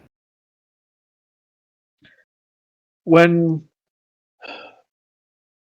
times can be tumultuous with us, it can be very easy to lose focus of things such as the gods, even though they are there for us and we need. It can be easy to lose track of what it means. I do not believe Baldry will hold it against you. What has gone on? It is not what you have done. Is not it has not caused great harm and gone against their teachings. Merely lack of focus on their teachings. I believe they will still welcome you with they will still welcome your praise and your reverence and worship just as I'm much happy as to they do some good. ultimately. It's easier to not lose focus when I'm at home with my family because your home and your family are there directly in front of you. more so because my mother would give me a quick belt if I didn't continue my followings. It's a lot harder when you don't have somebody flipping the back of your ear on the road. So I guess, hopefully It can this be, helps. but just thoughts, and prayers, and desire for your family is the very nature of Baldre as well. That is what they desire. So, again, I do not believe you have anything to feel ashamed of. That you have not had Baldre necessarily in the very forefront of your mind, because what is there is still in Baldre's service. It is your hearth, your kin, and your home. That is what is important to them, just as it is to you. It's a nice way of thinking about it, I guess.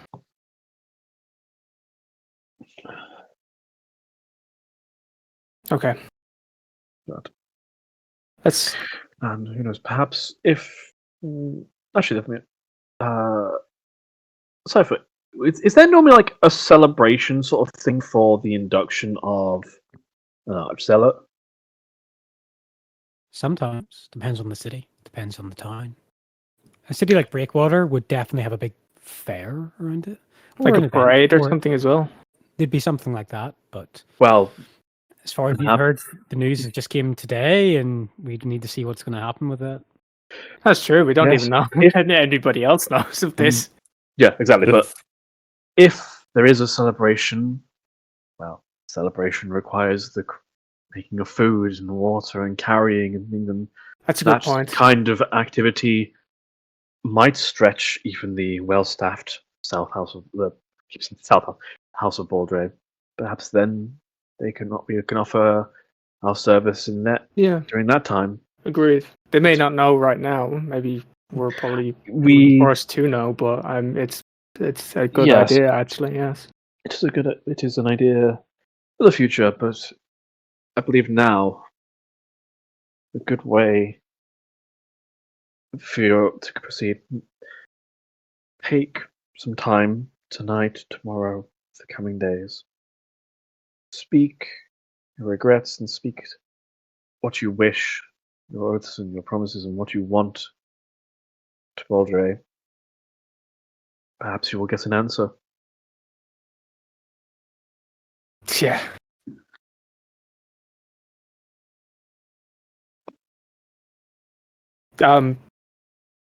Yeah. Should we go? Clearly fobbing you off, by the way. Clearly fobbing you off by what you just said, but no, it's fine. So he does that. Orly and Leonok, what are the two of you doing? Yeah, we're going to the Great South. Yeah, well, we're all Great South. Okay, yeah, we can do that. I think if the rest of if that's how you want to do it, happy days. Like Leonok is sort of happy to just take your lead for it in this instance. Are you all going? I think it's on the premise that everyone else is doing something right now. I have my own errands I want to do. Yeah. Thoric has gone off to the archive. So let's start with Thoric then. You two can have a think of what you're trying to achieve at the South House, and then we'll get back to Hendrik because he's been in the spotlight a little bit. As you leave Liberty Corner, you're the first one to leave, Thoric. You see what was once chaos and graffiti and just general laziness and damage. No. It is order. It is calm. It is morose. There are people here who thought they had their fun and are enjoying the liveliness of the place, but the statues erected made out of veinstone are being rebuilt. There are brass shields on every street. There is a handful of truth colours delineating task still. And as you leave Liberty Corner, no issues at all for yourself. You head towards the Streets of Invocation, the religious section of Breakwater, the great cathedral-like part, and you see the great triangular shape of the Platinum Archive here. And you want to head in and record your words. Yeah, although Thork knows his weakness. He knows he's not the best at describing. He's not the most eloquent with words. So when he goes in and goes up to, like, it wasn't like the receptionist, the librarian, he goes, I don't know if you have... Actually, I don't know metagame, I think the question. Would the ability to sort of read people's minds and thoughts be something that Thork would know exists? Yeah, definitely. Yeah. Okay, cool. He goes, I had an experience with the physical manifestation of a deity, and I don't think my ability to write is good enough to properly record what happened. Do you have any kind of... Sorry, doesn't mean personally, but not getting the words. Do you have anyone who can... along. They're following it. Yeah, this anyone who can reach in to take out... Who can reach in and have a look at the memories, the thoughts? No, it's a Dwarven lady wearing in the kind of bright blue robes of Bahamut, with earrings in and her hair tied up, and she nods. Yes, sir. I will. One moment. This may require some special attention. Please sit and review some of the manuals there. And she leaves, and you see her like go up this ring of stairs up to another floor, and she's gone for some time. Thork picks up a manual, but at first it's upside down. Then has to turn it around. Yeah, yeah. It's a manual of how to tend to a fanciful mansion estate-sized garden, and like seasonal plants and flowers you need to put in, and how to keep like insects and vermin and stuff like that. It's like very like, oh, this is how you live in your country house and stuff. And she's gone for maybe 15 minutes, and she returns, and you see her walk up beside someone, a tall woman who's about 6'3", 6'4", wearing more bespoke, more fanciful, more well decorated garbs of Bahamut, and she gestures towards you. Here he is, First Lady. And she nods. Thork. She greets you. Thork stands up and gives like a, it's kind of like a nod, but also a little bow. Yeah. At the same time, she gives a respectful bow with a smile on her face. I am Duda Sakira. I am first curator of this archive. The receptionist says you have some things you wish to speak about, but you feel you don't have the words, the experience, the teachings to fully illustrate it to the best annals of history. Is this your meaning? Yes. I, myself and my compatriots, we came across a manifestation of Tyr. And I feel it's important enough to have that event recorded immediately before other thoughts and memories overwrite that experience. She folds her left hand and puts her right arm above it and like scratches at her chin and like puts a thumbnail like towards her tusk and like that's like a thinking face on. Tyr manifested in front of a ardent bulwark of Bahamut. This is very rare, smile on her face. Very interesting. Yes, please follow me. We'll go to a private chamber, and there is a ritual for how a scribe can glean information as best as you can remember it. Are you happy to do this? I am indeed. Good, good. And follow me. And you're followed by a guard, a fellow member of the Platinum Aegis, although a few ranks above you, to be guarding the curator personally. And you go up 2 flights of stairs into a side room. The whole lavish, lovely library is busy. There's many scribes, many clients, many people checking out stuff and researching things. It ended not a private section, but certainly like, a more quiet room, which does have, it's still open topped. You can still see like many of the floors above you and things. And there's a small octangle shape of a desk there with a couple of chairs at it. Sorry for that.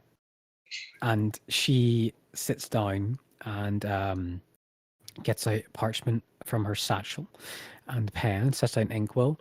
And the guard just stands within the chamber with his back to the door, with a shield hooked into his side, a buckler shield hooked into his side thigh, and a glaive resting against the shoulder blade. And speaks to you. So, Thoric, I see from your armaments that you are also a member of the Aegis. Just like kind of looks towards the guard. Yes, I have been for a number of years now. Rank of Bulwark. Good, good.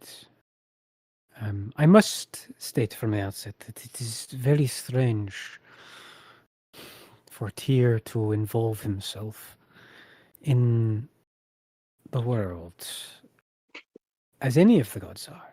Their manifestations are rare and far-stretching in responsibility and importance. I'm sure you understand. With your permission, I would like to enact an incantation to search your minds and memories for the events leading to this, but I will need some assistance of yourself guiding me towards these memories. Very well. The Thoric is like fully on board with this. He's totally happy to share. Sure. Just make a intelligence check for me, please, or a wisdom check for me, please. Well, one's -2, one's +2. 10. Okay. She has a small ring on her finger, which has a dragon skull made out of silver on her finger, and she speaks into that, and you see this kind of miasma of magical energy like around her head, and kind of like a squid tentacle that kind of like go towards your head very slowly. Strange, like in spherical shape, kind of envelop you, almost like a small bridge between your head and her head. It's kind of like the strange stretching and thinning of the air, and you can hear a voice in your head. Good. Now proceed to the memory of the involvement with Tyr. So, I suppose it would begin with it would probably start at the fight with Cole. Like the fight before actually fighting Cole, then the fight with Cole, and then Tyr appearing. Because to him, it's like, oh, this is what immediately happened beforehand, so this is all they want to know, right? Yeah. As you do this, you see a kind of... She's got like this expectant look, and she's like, You are remembering it, correct? I mean, I think I'm remembering it correct. And in your mind's eye, like, you're casting the memory fine. Let me try something for a moment. And sets out a small incense stick and sets it on a rest and lights it. A few moments go past. And you feel like an intensity of the energy just in your skull, in your mind. It is not unique, but I believe I'm being prevented from seeing what you saw. Really? I would subscribe the reasons of this old history with our god Bahamut and that of Tyr. At what point are you not able to see anymore? I can see you fight the man, this thief, this roguish type. I can see his abilities enhanced, something around his neck, but it's obfuscated, like there's a mist there. And then, from then, once they are dispatched, there is a blindness. I can sense you breathing, and there are sounds around you, but no vision, no clarifulness. And then, following from your memory, then you have returned to the surface for the underground system that you were briefly in, and you're walking towards a temple. And many people are being arrested and abounded around you. But other than that, I can't sense anything else. Very unfortunate, because this is definitely something worth recording. Oh, I believe you. I believe you, but I don't want to press any harder with you, for I fear I might hurt you. But there's clearly some effort to obfuscate the experience which you saw. Push harder. I can take it. Are you sure? Yes. The key tenets is knowledge and the collection of such. I can't let this... And he's like, taps his head. This is volatile. It's fallible. It needs to be put on record. Make a wisdom saving throw. Wisdom save. Hold on. Hold on a tick. I need to read something. Okay. Where is it? So I guess the brain diver person doesn't have to take the Hippocratic Oath of do no pain, because they're gonna dive real deep. Technically, my armor grants advantage on wisdom saving throws.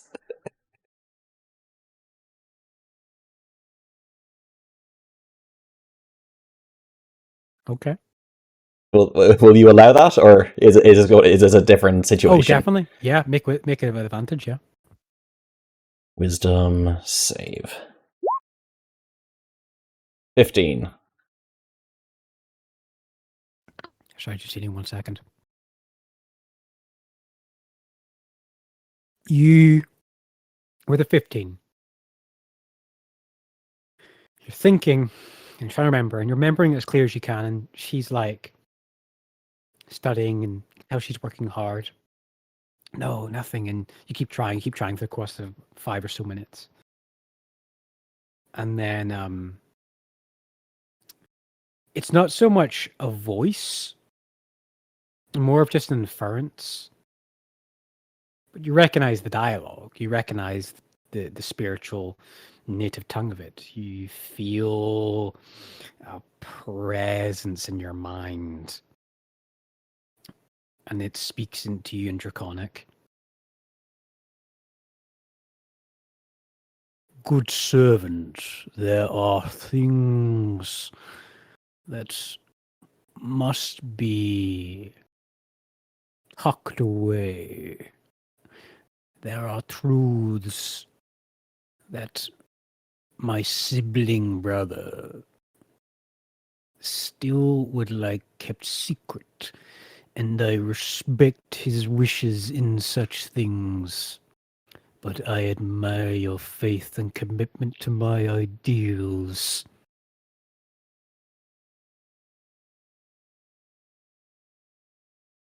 As Bahamut speaks to your mind. That's why we're going ahead and take a 10-minute break. Okay. Yeah. All these god encounters, holy crap. I mean, we have angels in the bureaucracy. Like, it's just a normal thing. We have half angels in the party. They don't I'm not. They don't even bother employing street sweepers. They just have divine entities sweeping the streets and shit. That's fair, but like Orly's kind of like a redneck who lives out in the forest who hasn't like I love You it. know? Man. It's just like this fucking redneck, and then like Jesus walks by. Like, fucking what? Like he knows, he believes in them. It's just like the Well- concept of them actually being there, though. Maybe Oh, yeah, if completely you different. had worshipped Fesnir, you would have had more run-ins with a deity in the backwood redneck area that you grew up in. Maybe, and Fesnir does exist. That's why we get such poor piss rain in the forests all the time. But like that doesn't mean like Fesnir is No, the that's weather. not Fesnir. No. That's No, Talos. he's natural disasters. Talos is. Oh yeah, Fesnir Yeah, is. well, Desna is, from my understanding, is the wilds. Yeah. Yeah. And Talos is like all about disasters. And like Either the or. absolute thing. So hey, it could be Desna, but yeah. I mean, hell, if I remember rightly, Cypher I think at one point mentioned he actually has a piety marker for each of the gods for all of us. Yeah, I have points for Here. Is it Boldre? I think I have points with Boldre. Oh, that's interesting. Well, I think it's because you were brought up in a orphanage that was dedicated to Baldre, weren't you? I was, but that's not why I have those points. Oh, okay. It's because he burnt heretics at the stake. It was because I promised to find Slade's wife and child. Oh, Yeah. fair. I mean, to be That is fair, most of our outside of the actions domain of Tyr. have been favourable towards the likes of Baldre, so maybe not. Maybe not burning people at the stake. Interactions with Slate, but I think I need to lose points with Boldre just so Tyr doesn't, get jealous. You're afraid you're cheating on a god, are you? Are you multi-classing your deities? multi-deity. No, absolutely not. No, It's okay, Tyr. Baldre is just a side piece.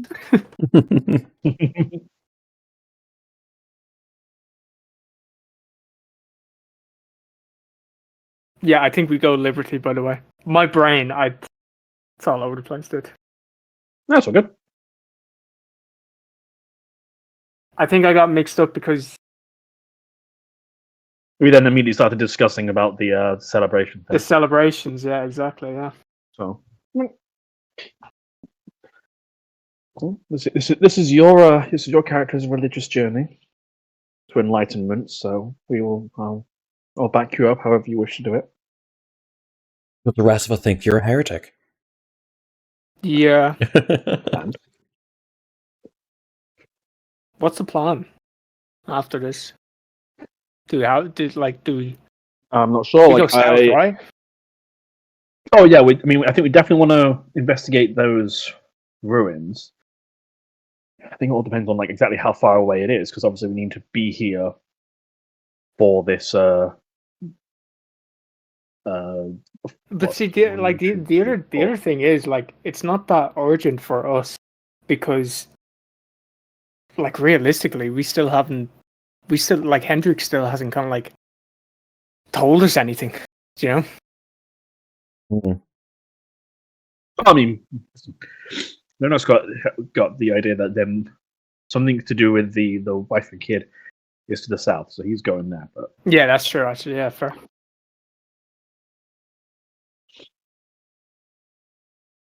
But if it's like, oh yeah, it's 3 days away or something, or it's 2 days away, that's going to be cutting it close because we need to be here. I keep forgetting about that. So we're probably staying here, actually. Potentially, yeah. Hmm.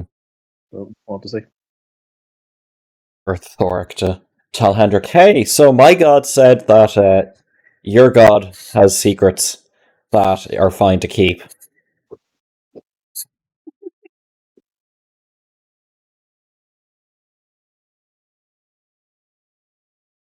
What has this meeting got to do with again?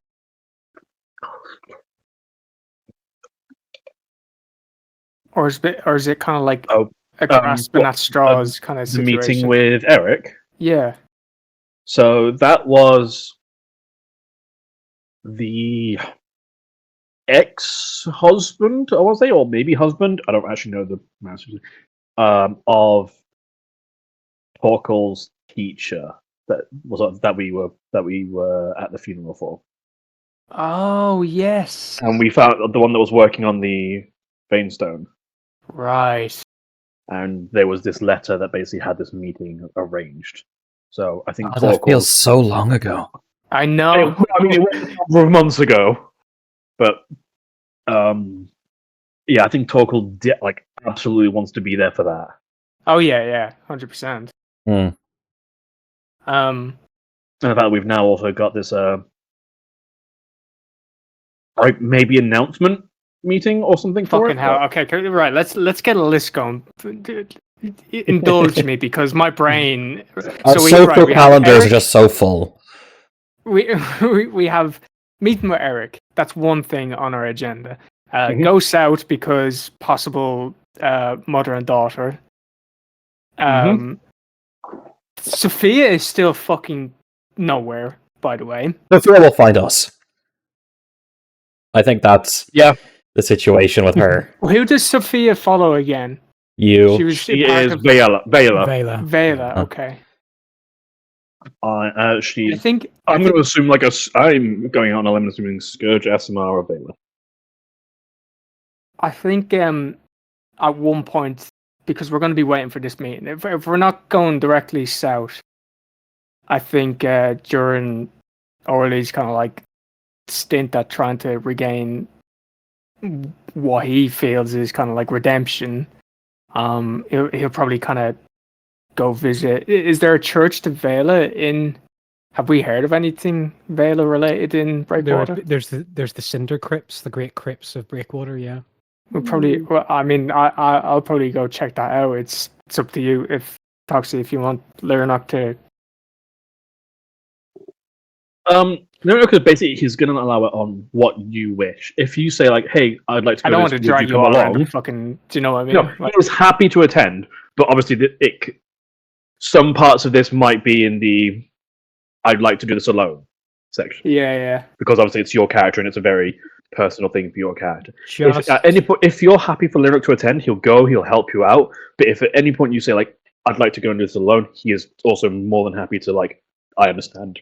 I'll leave you to it." Just for the sake of clearing things up, the keep is in the Laurel Highland, which is the southwest part of the city. I'll unhide the pin for it. You can see it's like one of the first left pins. So it's still within Breakwater, this destroyed keep. Okay. Is it? I'm assuming it's the area south of the Jade Terrace. No, it's west. It's west of them. It's one of the blue markers. It's the blue marker with the little flame symbol on it. It's past. It's through the living wave wall.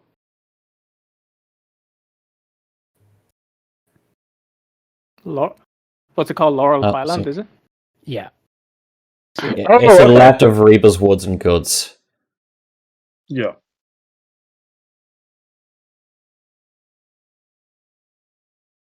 So yeah, sorry, just to get back on track. So we have two things, and then we probably won't find Sophia, like the fucking Rowan said. So, is there anything else? Can't think of anything off the top of my head. But okay, so I'm just making a bigger deal than so we only have two things. Then I guess.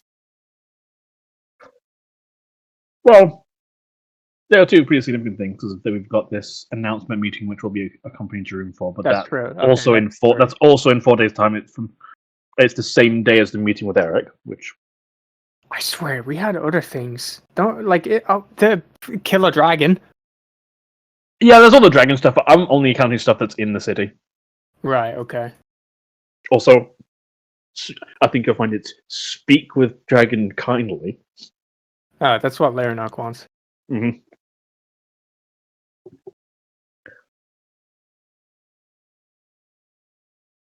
But I don't like dragons. Like full, like not sub. Oh God, There's no way you're going to sell. Yeah, go on. I literally right. This is how bad everything's fucking got. Like I was going to say Subdragon, and my heart kind of fucking dropped, man. That's how immersed I am right now. Dude. It's like, am I racist? Speaking of dragons, should we continue this conversation with Bahamut? Fair thing. You recording? Yep. Okay.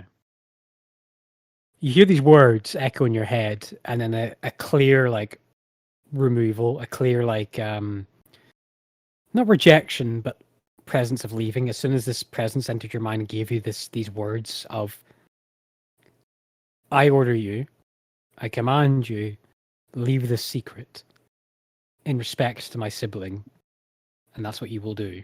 And then it shirks away, and the woman seems to get a wide-eyed look. I take it you heard that as well. Yep. Thoric is sitting back straight, head straight, and he just goes, "Yep." He is commanded She closes it. the book. Yep. Slams it shut. I think that's a good audience done here today. Yep. Very productive. You left a belonging here, did you not? Yes, a shield to be recorded and sanctified. Is that the right word for it? Yes, I know there's some other business with yourself. Yes, attend me downstairs. I'll have it ready for you. Very much. Follow along with her. You see, as you head down the stairs, that awaiting you is a piece of armor. It is a large tower shield. It is triangular in shape, and it is embossed with draconic runes inside of it. Clearly different to the shield which you left here. Yeah. And as the first curator walks up, there's I'm sure you'll notice that the item you left here is not here. This is meant to accurately compensate you for the appraisal and, I guess you could say, taking of the shield. We very rarely ever get artifacts from chromatic dragons, and it is a vastly interesting item to study, especially one crafted by a being such as Barazir. And I spoke with one of the head investigators and researchers of dragon crafting items and magical properties. And he told me to inform you at his behest that he was happy to financially and physically compensate you for this item being taken from your person. Oh, honestly, I was expecting that shield back, but if this is the deemed to be appropriate reward for bringing that artifact to you, then I humbly accept. This was specifically transported here in a matter of hours after we had informed one of our great researchers, Erith Rally Seer, about your giving of the shield.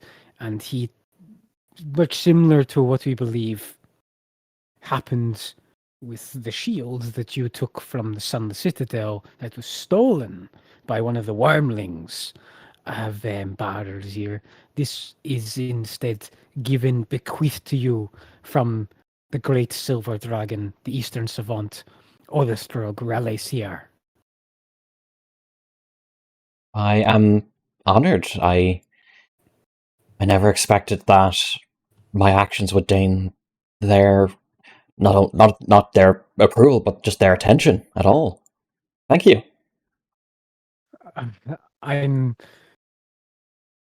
As I said, it is very rare, given our nature, our faith, that we ever have much interactions somewhat favorable or non-hostile with chromatics.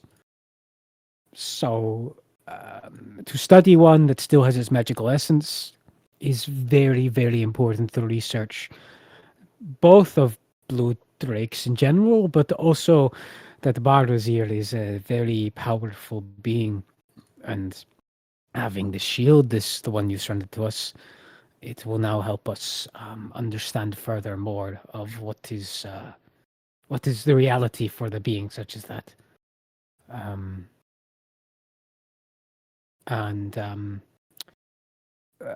This is yours. And she stands back and gestures for the tower shield resting against the desk.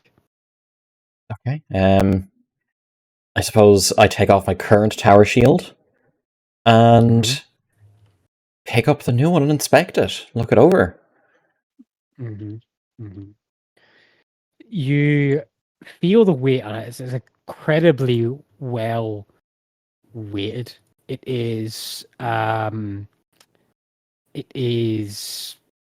seemingly almost already molded to your stature. You're unsure of exactly how someone was able to do this so well. But if a dragon can manufacture shields, I'm sure they're capable of reforging one slightly to your size. And the inside of it, the inside of the shield has its name in Draconic written in it. It is called Barricade of Gospel. Made of gospel. Ooh. And I will, at the end of the session or later on, I'll send you exactly what it does. No worries. Thank you. Yeah. So it's a tower shield. It is like reinforced, triangular shaped. You see that it has draconic writing in it. It's not made out of like the scales, like the way the other one previously was. But this is made by an artisan, by a master artisan, and entrusted with magic from that silver drake. I'm sure Torkel would love to have a look at it, but ooh, I like it. Thank you very much. And if there's any way to extend my gratitude back to the great silver dragon that created it. I will pass along your great thanks, but you have aided in stifled research for some time, and I assure you that the division in charge of it is very thankful to yourself as well, and this was above what I was imagining for recompense. But I'm glad to see it end up in the hands of the Aegis, where it belongs. Thank you. I must be about my duties. Farewell, Thoric. Bulwark. Thoric gives a bow, and I mean, he now has 2 tower shields, so I guess one in each hand as he makes his way back. Yeah. Nice. All right. Now, Mr. Hen. No, sorry. Orly and Leonok, we decided what you're doing yet? Sorry, yeah, I misspoke. We're going to head over to the Liberty district. Okay. And we're pretty much the idea being unofficially oversee what's happening in the district and to aid anybody who's like hurt or perhaps mistreated because of the hustle of getting everybody out and stuff like that. Yeah, I don't think we're suspecting any mistreatment, but obviously in a raid of this man, he said people inevitably are going to be hurt and things are going to be like significant changes. So we're going to just basically go and offer support wherever we can, I think, is the objective. Yeah. I'm sure patience levels dwindle the more guards have to deal with people. Orly was the brass shield once as well, so.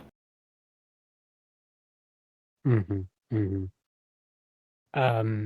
you go and head out to help around Liberty Corner.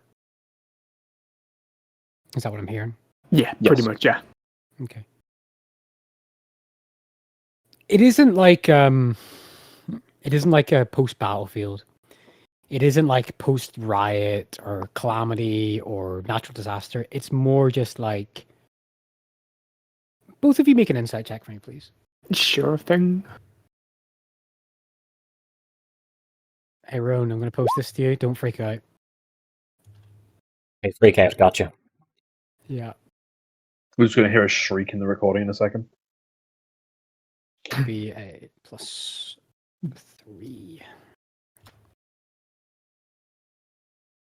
Oh, sorry. Sorry, no, it's a +2. Don't freak out. Don't freak out when you read that top line.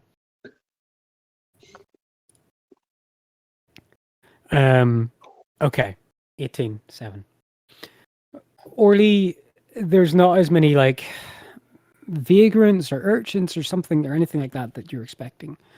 For you, Lyranok, with your insightfulness, your wisdom, you're gathering that actually a lot of the people that are left in this place are thankful that the Brass Shields have came in here and created some order. These are people who probably couldn't afford to live in other sections of the city, or travelers, or were stuck here for a time, and they're glad that all the chaos, the mischief, the spell slinging, the ramifications of whatever downfall will come of that has happened, and they're there to pick up the pieces that they're like normalcy can take hold. Reading from the Brass Shields with an 18, they are incredibly righteous in this, in all of this, and they feel that they're doing Tyr's work, God's work, the Concord's work, and the actual things where you find yourself helping are more or less like helping fix things that were broken during scuffles. Think, putting back altars, putting doors back on hinges that were maybe broken when someone, nefarious stormed out of a house, tried to get away from the Brass Shields and was rugby tackled and fell through a window and all this stuff as well. So it's less of people struggling, but it's more just like tidying up. Okay, yeah. Even still, it's still something that needs to be done. So they're not going. I guess Orly, if you're happy to do it, then they will definitely still be helping out and going through that. And again, yeah, it's not. It's good that there doesn't be any lingering resentment. But like you said, if these people are struggling to afford other places, it could be other things they're struggling to afford. So you'll help out again wherever you can. And yeah, the underlying goal was we go there and help people. Yeah, really. I don't think we were going in expecting like natural disaster level support, but just there to make the new transition, the changes as smooth as possible, really. So helping out and again, if you said that, is there any? Since there wasn't any urchins, but are there people that are struggling to eat? No, there's Brass Shields accompanied by various dignitaries of either Boldre or even just Arias that are handing people out. Like this isn't just the police have came in and swept everybody away. This is people who. This is a police force which is used to dealing with the ramifications of swift police action, military action, and they're there to help the people who are left. Okay, that's fine. In that case, I think they'll just be helping alongside it because. At the end of the day, the objectives are more or less the same. So we'll just spend some time. Yeah. Okay. Well, bear that in mind. So you help people, you go along. While all this is happening, Hendrik, what are you doing?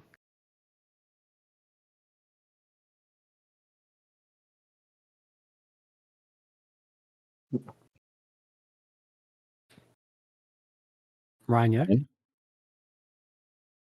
Oh shit, dude! I was gone for 1 minute. Okay, what? Sorry, am I in the spotlight? Yes. I was just asking what you're up to. The other party members have been up to stuff. I would like to go to the local jail, the biggest one, because we have an NPC with us who is doing suspicious things. The girl, I mean, and we haven't seen her since she smuggled herself into the city. And I want to make sure she isn't rotting in a jail cell. Okay. All right. So I'm just going to the central jail and just like look through the logbook. People have been arrested since we've got here, and then just like walk through in case she's using a fake name. Well, now remember that woman also doesn't have an identity stone. Yeah, but I imagine if they arrest her for not having an identity stone, they'd still ask her name, and she'd probably give a fake name. Yeah, didn't she? I thought she had a fake one. She had a fake one, yeah, but she doesn't actually have a real one. From what she okay, fine. Yeah.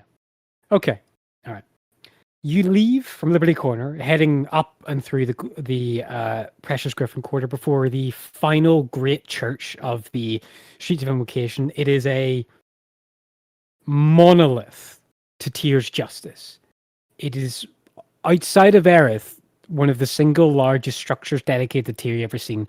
Great stone and marble pillars, reliefs of angels carved into that are either reading from great spans of parchment carved across the first, second, third, fourth, fifth floor of divine law and justice, the swinging blades and swords of heaven of knights of Tyr and their angels supporting them, greater and lessers. It's almost like a lifelike rendition of from the bottom level, from the first level of the actual, structure of where justice starts, all the way up to the final point of it as it goes through the actual celestial hierarchy of law and justice from, brass shields to then jurats, truth callers, investigators, into angels, lesser than greater, and finally sitting at the top of the great tower is this single large stone relief of a single head with two vacant holes in its eyes. And this head is maybe like spherical diameter, like maybe like 150 feet and about 80, 90 feet tall, sitting at the top of the tower, about 6 floors up. And you can see it, and it stares in a point design that stares across most of the city, where its eyes cast the gaze. And as you step in, there's a great yard of criminals that are left, in their own groups and things like that. It's heavily walled off, iron barred, stone pillared, of what looks to be hundreds and hundreds and hundreds of recently arrestees complaining and shouting and things like that. But there's food given to them. There's a wash bay. There's amenities there for them. And you see carved in this kind of ovalist shape in a wall at the far end of this yard, a relief about 120 feet wide and about 60 feet tall. And written above it is in celestial words, gateway. You recognize this as one of the great gateways to travel across Erith that high clergy can activate to transport great quantities of prisoners or materials, whatever is needed, from one point in the world to the other.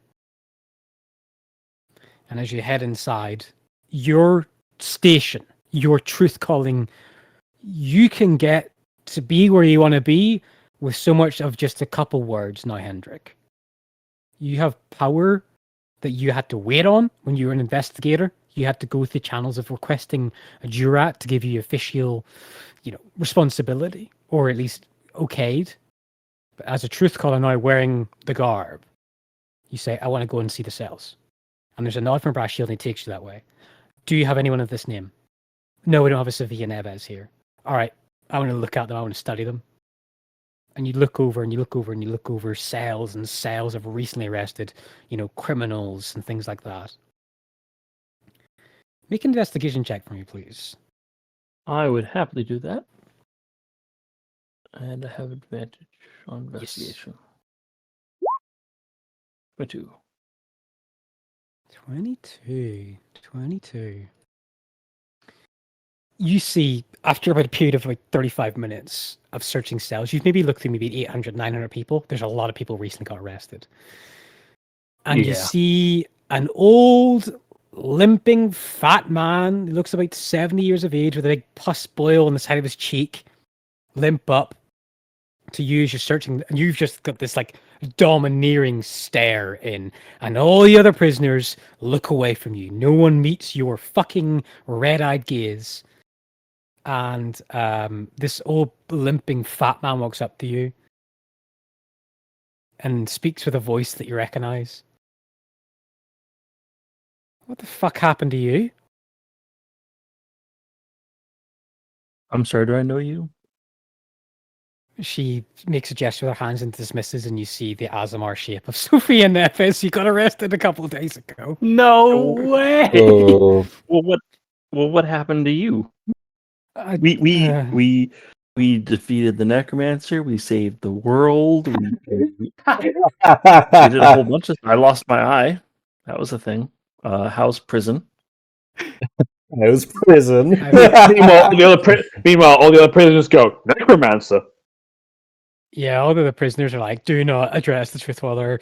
Put your ears against your head. A couple of them actually covering their eyes with their ears against their head. Like, I don't want to hear anything about a truth caller.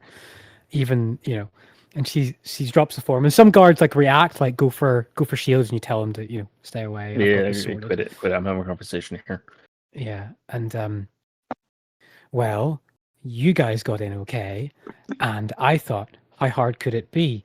And I tried to sneak past one of the angels of Nidlin, and well, that didn't go so well. Yeah, as soon as I saw there was angels guarding this place, I knew you were kind of fucked. I thought since my bloodline, I might get somewhat of a thing, but it's hard. I didn't. She kind of leans closer and whispers to you. They don't really know who I am. Obviously, I'm not really on any records. So I was a fat guy, and my name was Barak, and now I'm me in front of you to show that I'm me in front of you, so you can get me out of here. Is that what's happening? I don't have to answer any more questions. Anybody? Like, can we go? Yet, because I really need to use a bathroom. I don't want like 50 guys watching me do it.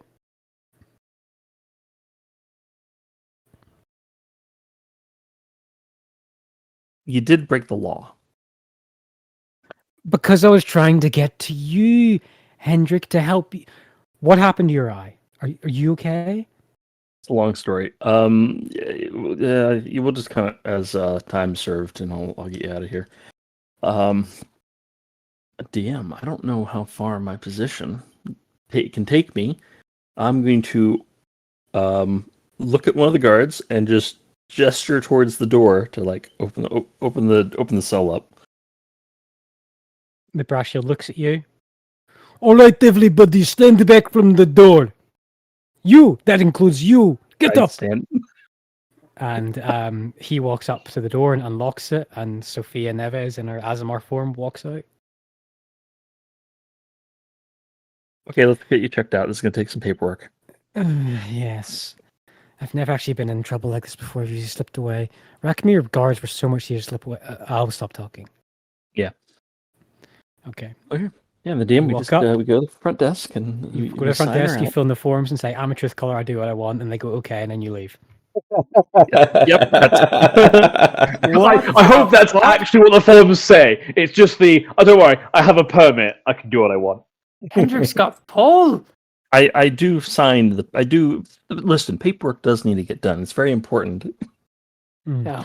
You dot every I, you cross every T, Yeah, you do exactly what's needed. Girls And basically basically comes show on down them that to- like, oh, this guy escaped and I couldn't it might divert no. Yeah. And basically it comes down to, I'm a truth caller, if you've got a problem with what I'm doing, take it up with the Marshal of Jurisprudence. That's basically what these come down to. Yeah. And stuff. As long as you don't push it, but, And with all the other shit that's been going on, her crime is like yeah. a $50 fine. Yeah. Yeah. She gets her belongings back, she gets her weaponry back, she gets her coinage back, which you guys already paid her from the 40 platinum she had to spend to even get the identity stones in the first place from that place in Heatshade. And after gaining your shield, Thoric, helping out for a good couple hours, Orly and Lyranok and Hendry, after rescuing Sophia and getting her caught up if you choose to do so, or you can keep it vague. I'll say eventually I mean, party Leonard will absolutely be reconstitutes. telling her everything. So Yeah, this is our goal too. Yeah. The party reconstitutes somewhere in a little corner shop eatery with some fried food, and cakes are just coming out for dessert as you guys are all eating in a booth.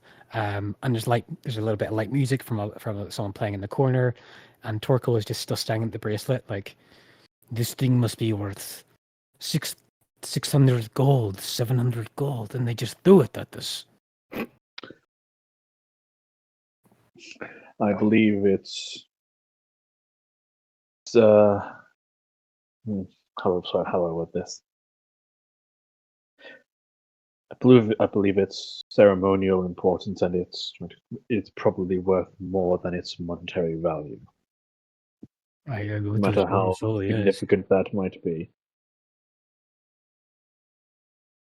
Nods. I'm just thinking how much stone I could buy you if I pawned this. Start building my temple. If we all sold all 5 of them, we could have probably enough to buy a small skiff or something. Do not believe that is what they had in mind when they gifted it to us, but is that something that you wish? I understand the stone. Is it? Do you wish to own a skiff and sail the seas? I want to go and check out this big storm wall at the edge of the bay. I just thought if we have our own ship, we could take as much time as we wanted. I'm sure if you wish, we could arrange to have. I presume there will be people who maintain the wall. Perhaps we can speak to them and see if we can go and see it up close. I think I saw a brochure. There are paid for tours which walk across some sections of the walls. Maybe we could take one of those. That sounds. Yes, I'm more than happy for that. It sounds like as though we may have a little bit of time before our next meeting, but I would like to go and explore this. Oh God, I'm going to have to go find it again. The like something cast, the lost something. The ruins. The ruins, yes. Yeah. I know it's in notes. Torkel nods, and it's this point that you just hear Sophia say to Nascimento. Orly. Sorry. Yeah, Nascimento, yeah. You just hear Sophia say to Orly, I missed out on a Hydra? Like, really worried, like, look in her face. Dude, Orly has the smarmiest grins right now. Hang on. Remember, it's important we treat her like family, because that's what Baldray does. Like, and you know how biggest siblings grin treat you've each ever other. seen this gnome have, and he point blank stares at her and goes, "So how was prison?" Yes, I. Treating like family means treating siblings like siblings. She looks at you. As long as it's all in good fun, there's a difference. Well, I went in looking like an old man, so it wasn't as bad. It's looking like this. So, but I still had to like pee and stuff in front of them, which they thought was fine, but I thought it was weird. Being hidden. Anyway, bathrooms are weird when you're stealthed. I didn't like it. I didn't like it at all. So no, I didn't have a good time. Maybe I can give you some tips in the future for getting in places and. Oh wow, would you do that for me? Thank Absolutely. You so much. I should have. She just says I should have just paid that bird guy that gold, and he said he could have got me in. Maybe, but I mean, coulda, woulda, shoulda, right? Yeah, something like that. It has been a. Does a bird guy let it? Obviously, flying people to the walls. Is that how that works? No, after I left you, there was like these pigeons and stuff, and starlings and birds, and they flew in a word. They flew and they spelled words. And I think prison time's gone to Sophia. Maybe a tiny. We'll get you some like water and. Hold on. Do we have to go arrest a bunch of pigeons? Oh my God. It was outside the walls. I'm sure the pigeons are gone now, Hendrik. Guys, what are we talking about? Apparently, we're arresting pigeons. We're talking about foul play. Foul play. And that's the title of the session. Sophia's face falls into the pudding in front of her, and she just dumps her face in the pudding and just. Understandable Like, oh after God. that. Yeah. Do I get inspiration or damage? Which I don't. Psychic damage. I'm going to take that eye out of your skull right now. I'm fighting so hard to not leave my PC right now. It's fine. Just make him take a fireball's worth of damage in psychic damage. All right. She kind of clears out some of the mess across her chin. All right, what are we doing? Again, thank you for getting me out of there. Cool color dude now, I guess. Okay, so we didn't run into the necromancer. We just fucked up his plans and killed a bunch of his minions and stuff like that, and Good. That's a start. Yes. Found information on Cole, him. we have arrested. Well, Cole was taken to the Divine Realm to face justice. So He fucked up so bad that Heavens had to come pick him up. Yeah. Oh, we bumped into a god as well, by the way. I actually spoke to mine too, just for a moment. Wait, what? I mean, is new. I mean, For a moment. yeah. Did you just say hi? How'd that work?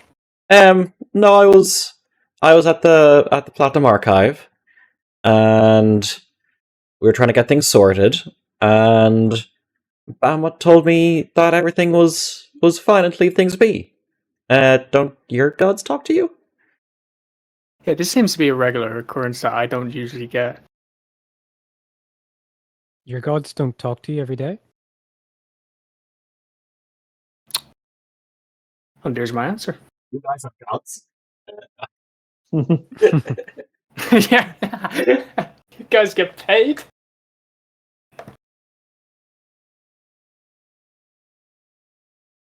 So what are we doing? I guess we're going after. Well, fuck. We need to wait, Hendrik. We've got. Do we need to wait? Sorry. This thing is within the grounds, actually, isn't it? Yeah, the Lacinta ruins was more or less it's within Breakwater, so This is true. we can go explore that. You can check We've it out. got I think after this we've got 2 spare days. Yeah. You're still in the 6th day. Yeah. So after this we'll have we'll have actually 3 spare days, sorry. After today. So we'll have the 7th, 8th and 9th. Loads of time. Sure, we can do that, so we can either go explore, or if we want to, take a day's rest because we've just had a significant moment, then that's fine, because we can still work on stuff. And we had today. Yeah. Today was a rest. Okay, probably fine. Like, Lernok is very happy to go explore it as soon as possible. Yeah. Same. So the only other thing that I wanted to do other than this was to go try find Sophia. I wasn't expecting jail time, but I wasn't expecting her to be arrested either. I was just trusting that she made it in. What was I supposed to do? You guys went in the city and you didn't come out. I waited like 4 whole hours, and no one even came out and said, "By the way, Sophia, we're in the city. Wait here, rent a cottage or something like that." Now listen, you guys. When we go out to the Laurel Highland, we have to go outside the gates again. How difficult might it be to get Sophia back inside the city? Here, hold on. We got sending stones. Why don't we give one to her so we can't lose her again? Because we lose her every time we go anywhere. It seems to be. You can't bring her anywhere. We can't. Okay, I feel bad now. I feel bad. It seems like your new position is quite a boon. Well, hang on. If you guys are going to pursue, so let's think about these notes here. So you said you got some notes off Cole. He was writing it down, and you said that you saw some things. Hendrik, you saw some things, and you said he had crates with rods in it. Well, look here. Yeah. Cole says he delivered abyssal rods from all over the world. Yeah. I don't think we have those. Those are in the possession. I think Jerome has those, right? They're part of the... Am I misremembering? No. The servants that he interrogated apparently dropped off these crates, and it seems to be either. I thought the crates were in the loot with the rest of the other crates. No, so from what it looks like, these crates that may have included the mother and daughter. Yeah, it could be mother or daughter, or it could be these rods, Or both. or both. Because it refers to cargo, and the letters previously did also refer to the mother and daughter as cargo. So it could be both, or they could be completely separate. We don't really know at the moment. But these It's enough for us. It's enough to constitute us. We know that something was delivered there. Sorry, delivered where specifically? Sorry. Those ruins, the ones that yes, the marshal told us about from his scouts. And Cole's letters, he says that he sent some guys a day or so before today to go there to deliver these rods. So whatever looks like, I don't know if you guys heard or whatever, but it looks like your marshal sunk a ship connected to Cole. Cole really badly needed that cargo, these rods things. He paid some guys to go and swim out into the bay to get them. And then he eventually delivered them to these ruins, which we should go and investigate now. But it's outside the city wall, and I don't know how the fuck I'm going to get outside the city wall again without an angel flying me all the way to jail. Well, they don't really check for people leaving. They just check for people coming in. You have a... Oh, that's true. That's true. I mean, they're not... Why would they care if people are trying to leave? Anyways, Orly, you have fake stone. You have fake stone side thing, right? I don't know what I have anymore. Actually, I haven't spent any time to inspect this thing. Now that I think about it, and I pull it out. Yeah, the angel looked at it, searched it, and gave it back to you. Yeah, but didn't that angel? I've it crumbled it to dust and then re-handed it to him. I'm looking at it right now. It's a different color. Yeah. Is Orly even your name? Don't worry about that. So I show it to the group. I can't remember what color it is now. I think it's amber. Yeah. I mean, this wasn't amber. This is a new stone. Hendrik, are you able to read these stones? Like you've got more experience, perhaps? Yeah, I have to be able to because I have to ID people. Sure, I have some ability. Roger. 17. And sorry, I'll preface that with saying I try to do what I normally do with my previous stone, and yeah. So a few things happen. Your obfuscation ability does not work, Orly. Hendrik, this stone is not just a simple identity stone anymore. It has a feedback or locator resonance within it as well.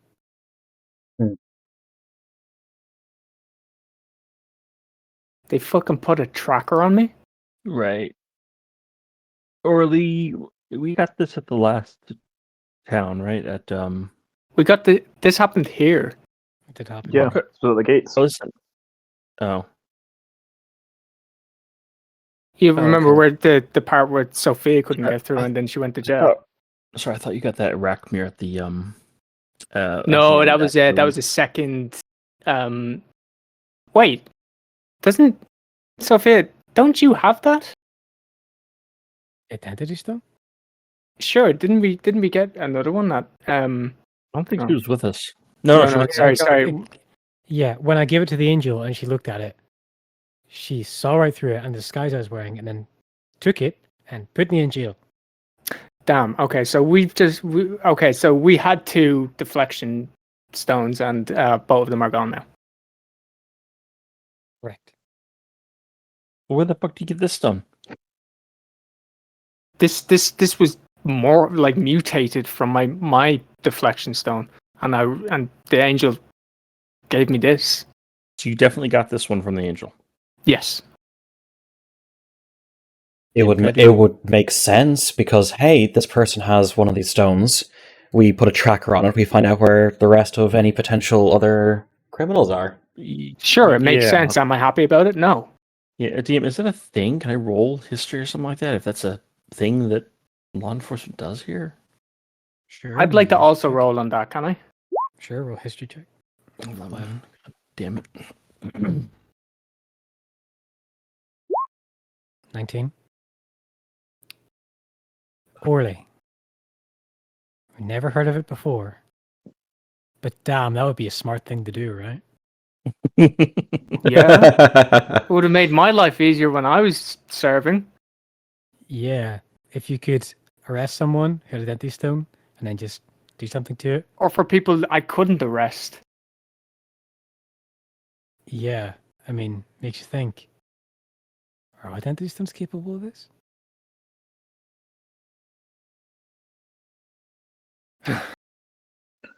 Okay, whatever. If angels track, you don't care. I care. Why?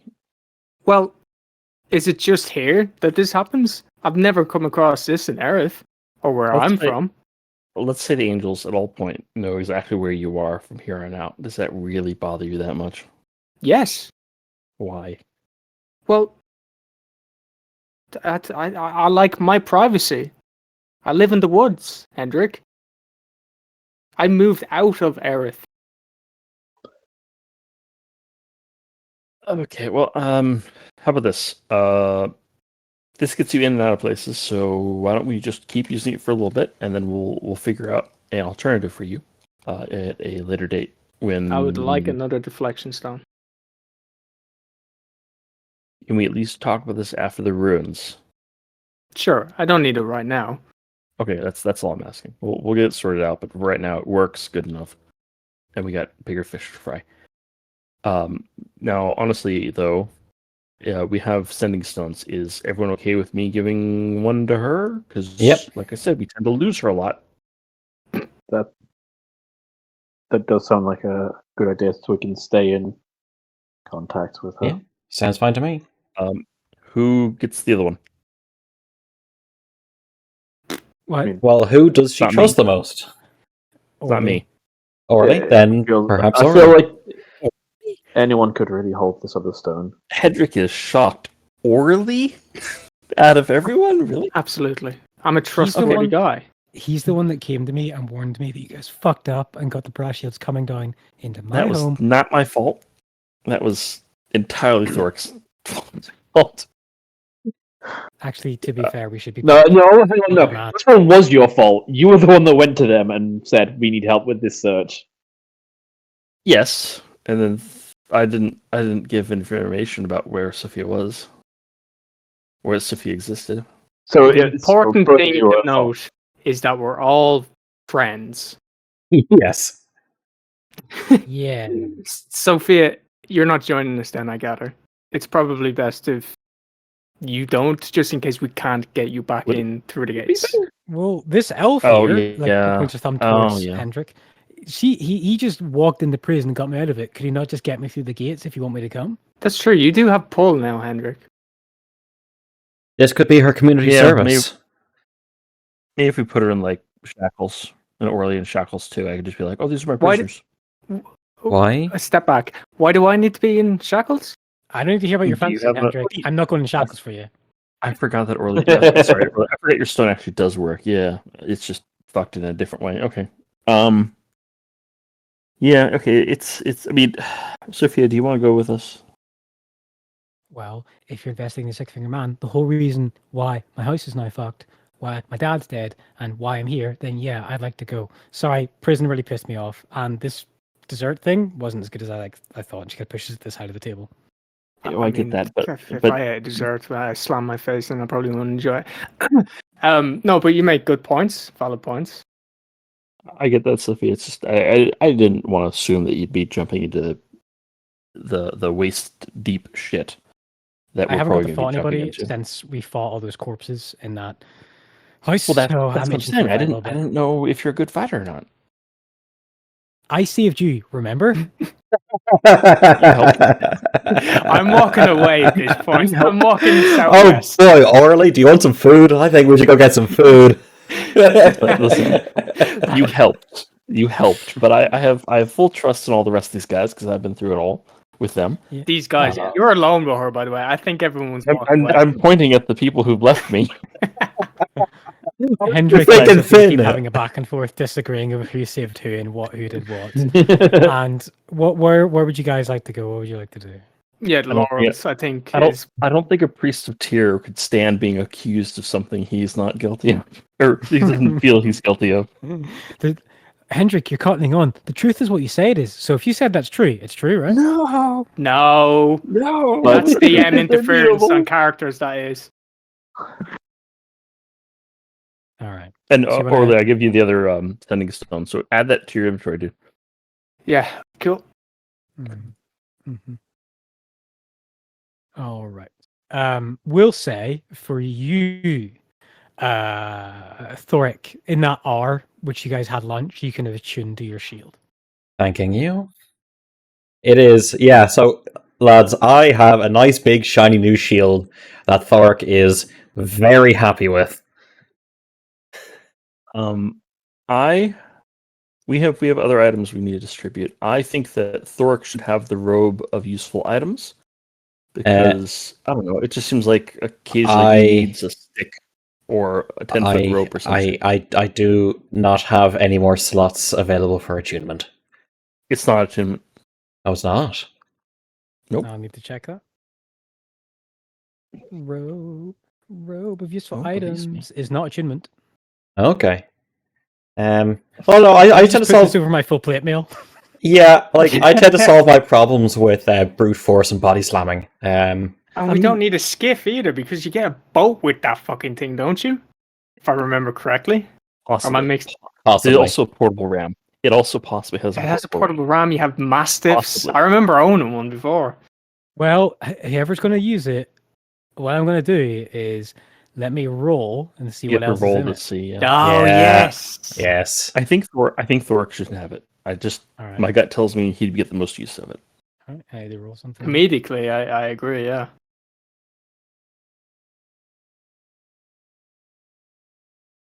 All right. Okay. Whoever's got the robe, are you ready? For you go. Who wants the robe? It's you, it's you. It's just gonna be me.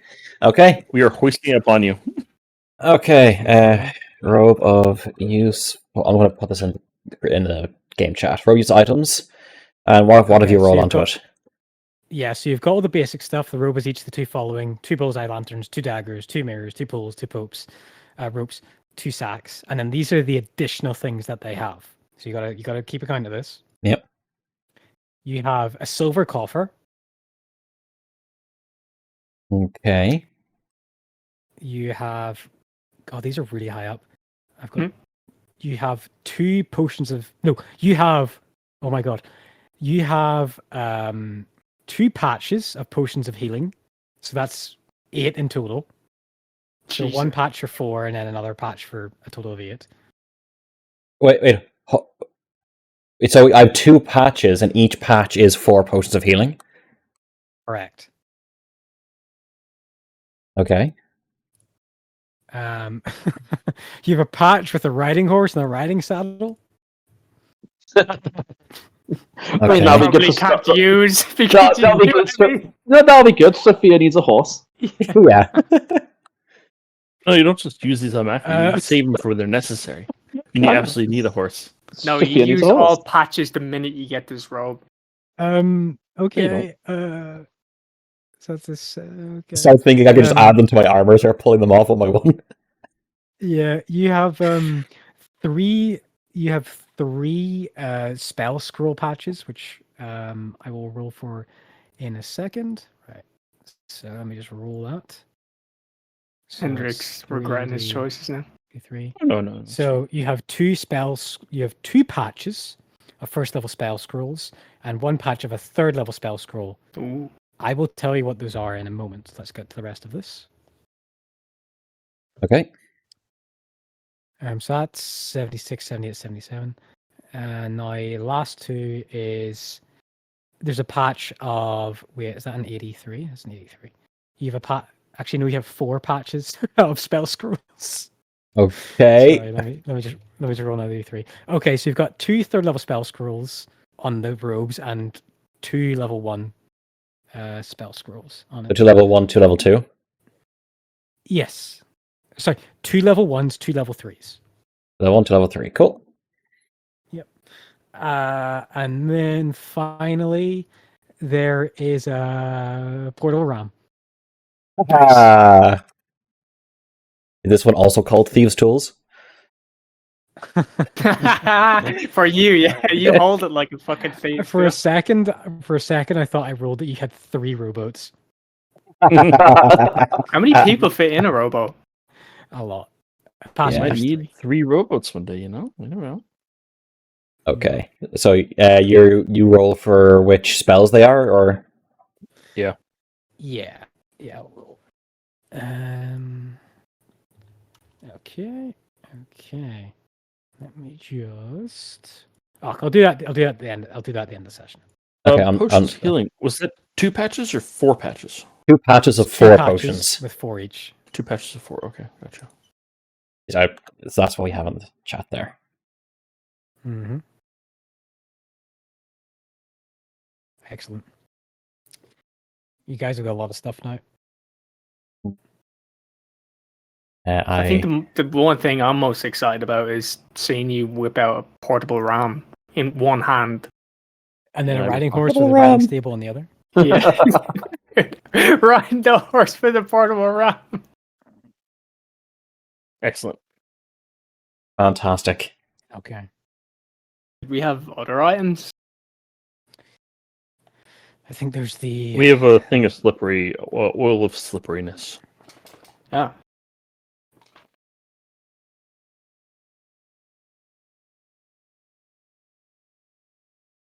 Yeah. Let's see.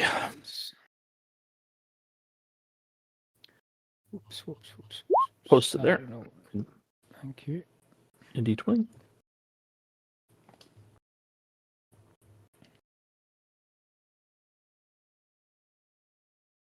I'll yank that. I'm okay with that.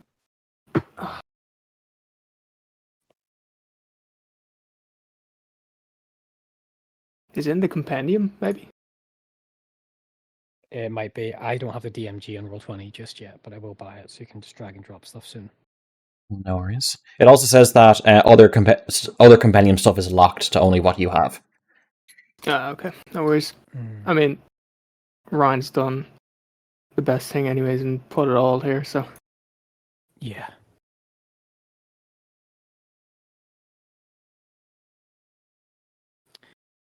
Cool. So, you guys want to head towards this ruin? Yeah. Yeah. Yeah. Okay.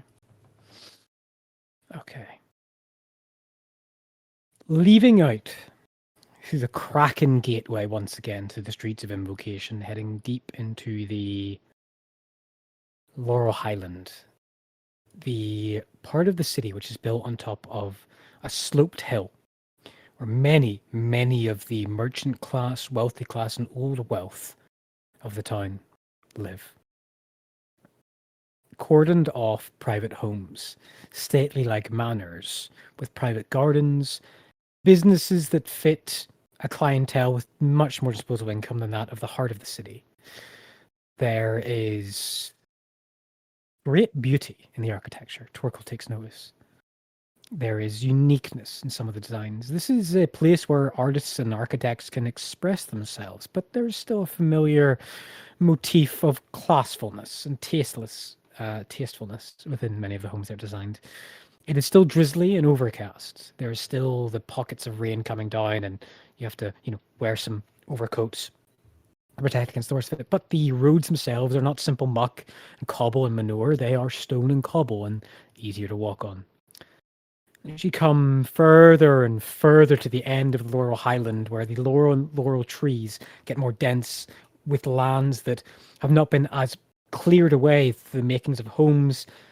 But what does reveal to you is that you come to the further ends, the homes here are greater. They have larger estates, larger forests, larger gardens, additional lodgings, small little stately homes built surrounding greater homes where probably entire families live, aunts, uncles, cousins, coming to the end of this, coming down a slope towards the forests, shrubland to the west of Breakwater.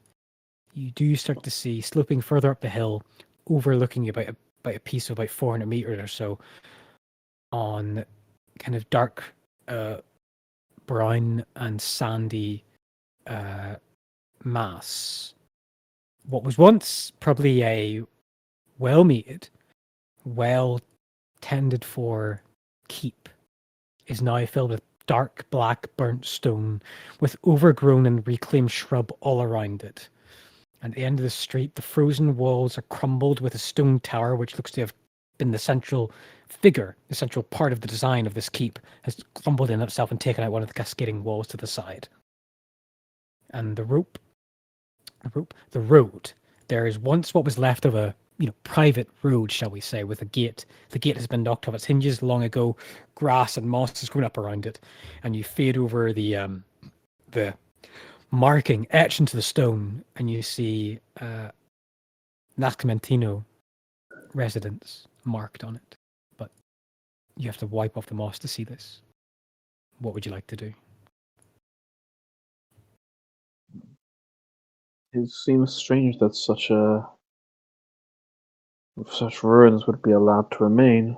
I would have expected them to be removed and either completely deconstructed or have it be repaired in such a locale.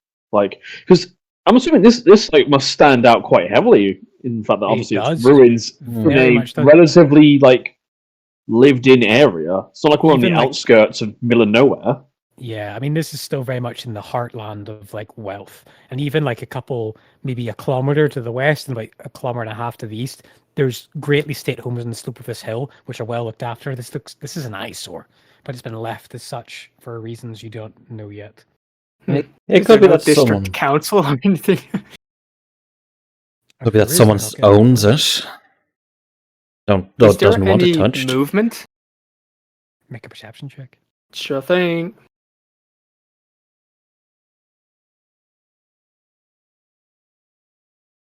Come on. 9. You just see the sloped grey, overcast, dark grey slate stone, and tumbled ruins and grass and shrub and a bit of bird life flying up above it, but nothing else calls to you.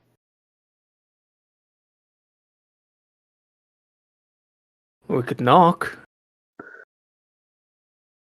I'm up for knocking. Sure. If I remember rightly, we actually have a rough idea on where they were actually brought on. The package was delivered, wasn't it? There was something about like a burning circle or something like that. It would be good if we can find that. But...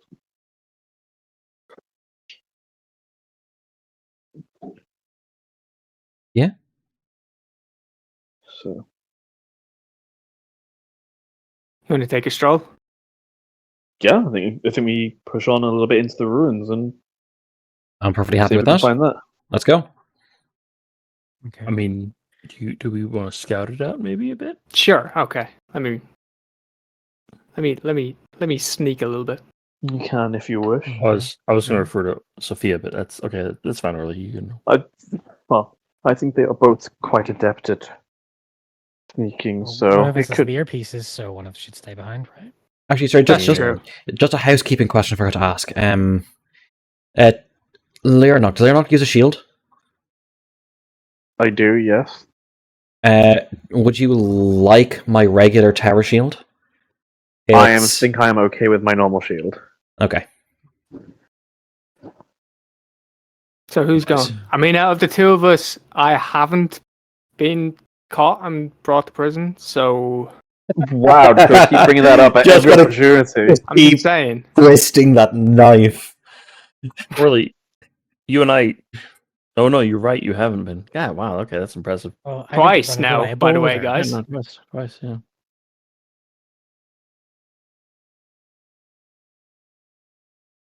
Okay, I'm gonna go. I'll go ahead. Yeah, I'm gonna leave it up to you guys. Please, Orly. Sorry. Say again. Please, Orly. Yes, Sorry, we kept talking. Holy shit! Jesus 30. Christ. Nice. All right. Orly, you deftly follow up through this slightly twisted road, up and up the slope. You do see with passive perception the remains of old wagon or wheels cutting through some faint bits of mud in between the cobbled street. And as you stealth up closer and closer through the actual, frame of where there would once be an archway, you do see the decayed ruins of crumbled walls, the stone tower fallen in of itself, the destroyed stone everywhere, trees, moss, grass, all over the place. And you stare out and stealth up and draw closer and closer to the ruin. We're going to end the session there. Yeah. Damn it! I just had this feeling as he was dragging it out. I was like, I see where he's going. We Yeah. were ending this session like 10 minutes ago, which is why I was going over the equipment. But That was a yeah, fun no, session. Yeah. Hmm? That was very It was. fun. I feel it was suitably dramatic. Yes. I'm so happy she got caught. I assumed she hadn't gotten caught and she'd made it through, and I was like, wow, I'm so. I was just like internally, I was literally thinking, like, wow, I'm so impressed with her stealth that she managed to get through this. She's probably investigating this city well as we speak. Yeah, as soon as I saw the angel guards, I knew she wasn't going to be able to get through. And I figured she'd been gotten caught, but I didn't care. I figured that she was doing so much more investigating than us. That she would come across to us and tell us, what are you all doing? You're all idiots. I'm doing the work. What I decided to do was, after every 4 hours you guys spend in, there was a wisdom saving throw. Would she be dumb enough to try and sneak in past the angels? And she failed the first wisdom saving throw and rolled a natural 1 on a stealth check. Oh, no. Oh my Do you know what the worst thing about this poor NPC is? For every day longer she spends with us, she loses so much self-esteem and confidence. And so, like, when our party first met her, she was this kind of like stoic, kind of like confident, like sneaky warrior kind of. That girl, man. Holy, that is not very bold, Ray, of you. Fuck, do I actually lose a point this session? No. Let's do it. piety. Let's do piety. Let's do piety. All right. Oh no. Guys, I What? might lose piety. Why? Lose piety. Why? Undo deserved punishment or curse suffered by another creature. I can't even remember where I'm tracking my piety now. Hey, guess what, Ryan? The truth Yeah? you want it to be. You don't lose Yeah, your I piety for lost a that. point. Oh, I before I let her free, I did say time served. Yeah. Was that time Yeah. served? I would say it's your No. growth. for you, No, Hendrik, no. you gain a point of piety for teaching people about Tyr and the role he has to play because all of your allies saw that ceremony because of you. Yeah, and then I lost one because of letting her free. I'm good. I'm good. Net 0. Okay. Boldre, the two of you gain a point of Boldre for going and helping around Liberty Corner. Oh.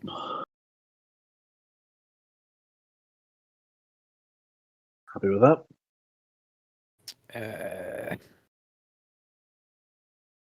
Let's see, for Bahamut, revealing critical truth, spread knowledge. You spread knowledge and expanded mind and philosophy by giving in that artifact. Cool. That means I get level 10.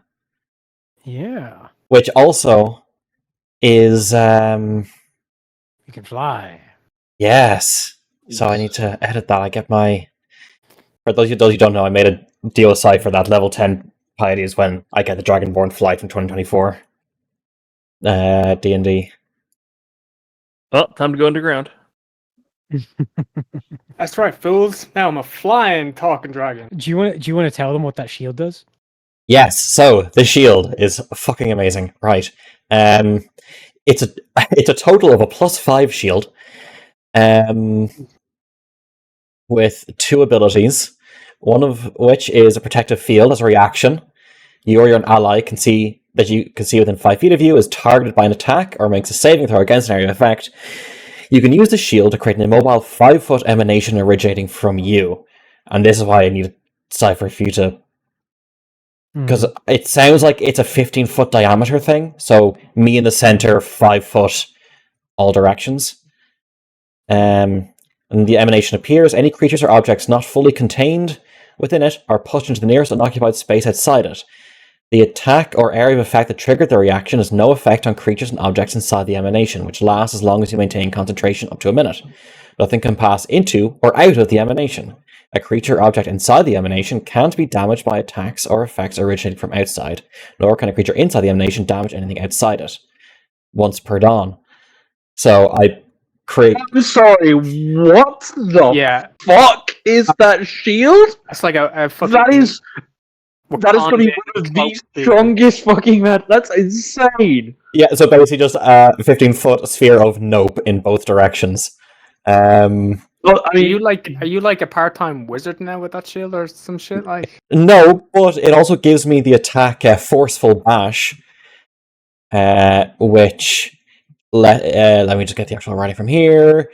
When you take the attack action, you can make one of the attack rolls using the shield against a target within 5 feet of yourself. Apply a proficiency bonus and strength modifier to the attack roll. On a hit, the shield deals force damage to the target equal to 2d6 plus 2 plus your strength modifier. And if the target is a creature, you can push it up to 10 feet directly away from yourself. If the creature is your size or smaller, you can also knock it down, giving it the prone condition.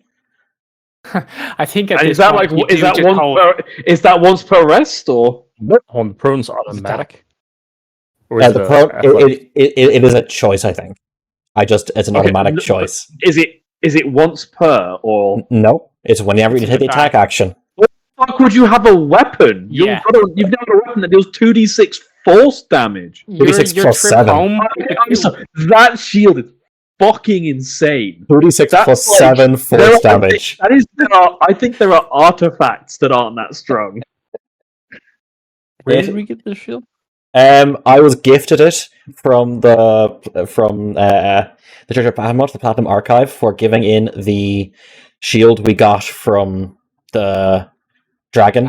Barazir. Yeah. So he now has a great sword so on that shield he's got a great sword that does force damage and automatic prone.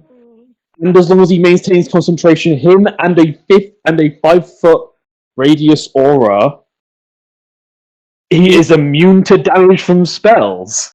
It's any attack rolling, but also... Why do I hear boss music? But also nothing going out. What the fuck is boss music? What are they gonna... I'm sorry, not even immune to spells. Immune to damage. It's... Yeah, but as long as I concentrate on it, I and anyone else in can't move out. No one can move in. We can't attack out. They can't attack in. Oh, it's a paladin. Okay, I don't remember mentioning that, but that's still fucking insane. Yeah, nothing can pass into or out of the emanation.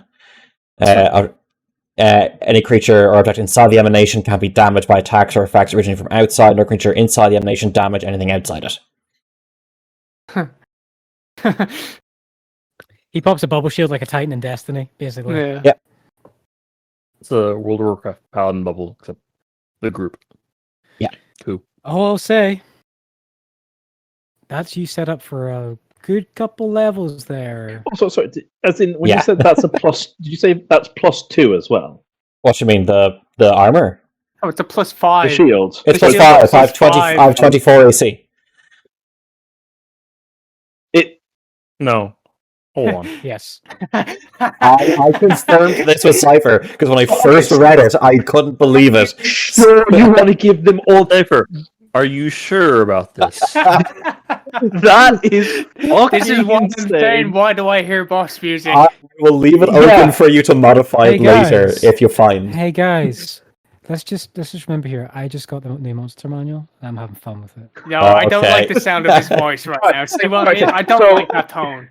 So in all combats going forward, I think we send Thoric first, and then rest of us go and like get dinner or something. Dude, I'm doing stealth. I'm never fucking leaving stealth. Okay. I mean, like, oh my god, he's gonna be throwing like our next combat encounter is going to be an adult dragon. Foxy, what is your AC? 21. Not 24. Still pretty good. But yeah, 24 is. What's my AC? 11? 11. Guys, I have 11 I'm AC. terrified right now. I'm fucking terrified. I don't even read that. Is he the fact that he punches for force damage at 2d6 plus strength? Let me just be clear. I'm very happy for Thoric. Very, very happy. I am terrified for Orly. Also, This man also has like advantage on all mental saving throws. side note, Cypher, what are the spell scrolls on the robe? Oh, I'll get them to you later. No worries. The knock prone automatically is the thing I'm because so you can just walk up and knock Cole prone. He's got a hit. Yeah. Yeah, I guess. I only have a +8, Hey. so Just wait till you guys face. Just wait. Just wait. Stop. I don't like when you talk like that. Yeah. This is that moment where, like, you know, when you're playing a game and it's like, here's all these healing items, and the game is just auto-saved and like ammo and everything, and you go, oh no, Yeah. this is feeling like that. Except it's like, have this amazing item, and you go, how much of a difficulty spike is coming? And you guys wanted to bring Sophia with you. I'm just excited for her. Oh, dude, I can't make the next session. Don't kill my character off, please. You can't make the next session. I'm terrified for what's going to happen. Because I'm actually genuinely fucking terrified. There's D&D. What are you doing? I have to fucking babysit. It's a Wait, possibility that babysit. I get home in time. You can D&D while babysitting. I've done it. How? remotely. Keep the kid Maybe in the room. I could do it on the phone. Maybe I'm not at home. I'm house sitting / babysitting. Oh, okay. Yeah, that's different. Okay. I thought okay. I've been watching kids here while playing D&D all the time. I could do it on the phone. It's just I know how annoying phone voice quality is. So Yeah. Yeah. Let's move the clock a little bit forward. It's about midday. Yeah. Oh yeah, the clocks move God. forward for us. Why the fuck did we misalign with you guys? I fucking hate it so much. God damn it, No, George I Bush. just meant the actual clock in D&D. Oh yeah, but also I our meant- clock goes ahead. I think about the daylight saving time thing. Yeah. Does it Ireland wants to make their own fucking time zone now as well. Like, Really? Come on. Why? Yes, Like we're just north 20 of like France and Spain. Why don't we just I use that know. same vertical slice? I know, but have you seen Brazil? I mean, to be fair, it's kind of like that's a little bit fucky wucky compared to the Eastern Seaboard. I mean, also Australia has like 4 or 5 different time zones, which are sometimes half an hour different to each other. So Holy shit, guys. Cypher's World has a leap day. Yes, it does. Fucking calendar. oh, yeah, I need to Has a leap check. day. I think it's a leap day. It's the only month with 29 days instead of 28. Bahamut, Yep. Church of Bahamut, the Society. Cypher. Yeah. The month of February 29th. Is that a leap day? Because it's the only month with an additional day. No, it's the only month with an additional day. It's just every year there's a 29th in Okay. that month. So there's no leap days, but it's a 337-day calendar. My It's piety, a- Sorry, go ahead.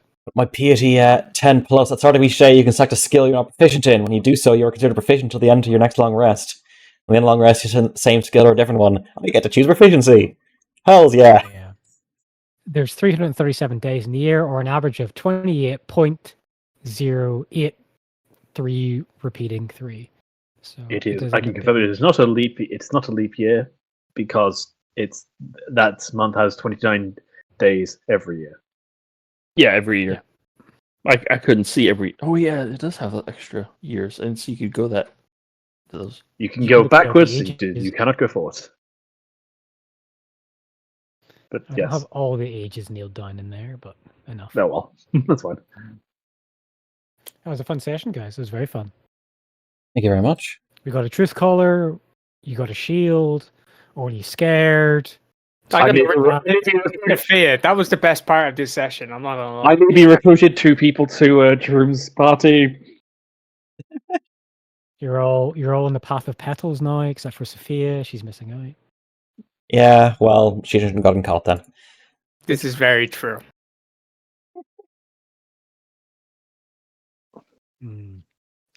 Fun. And there's a New York Zealot on the way. Yes. Oh no. 337 is a prime number. It has to. They cannot have equal matching months. You have to have one month that is fucked. Brian, dragons are real in this world. Terrible. Just leave it be. Yes, but math is different than dragons. I think. You said math. I was like, where are we going with this?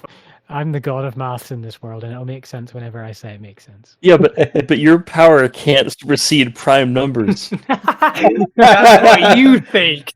How You about underestimate my power. how about 336 damage to your character sheet right now? Is that a prime number? Holy shit.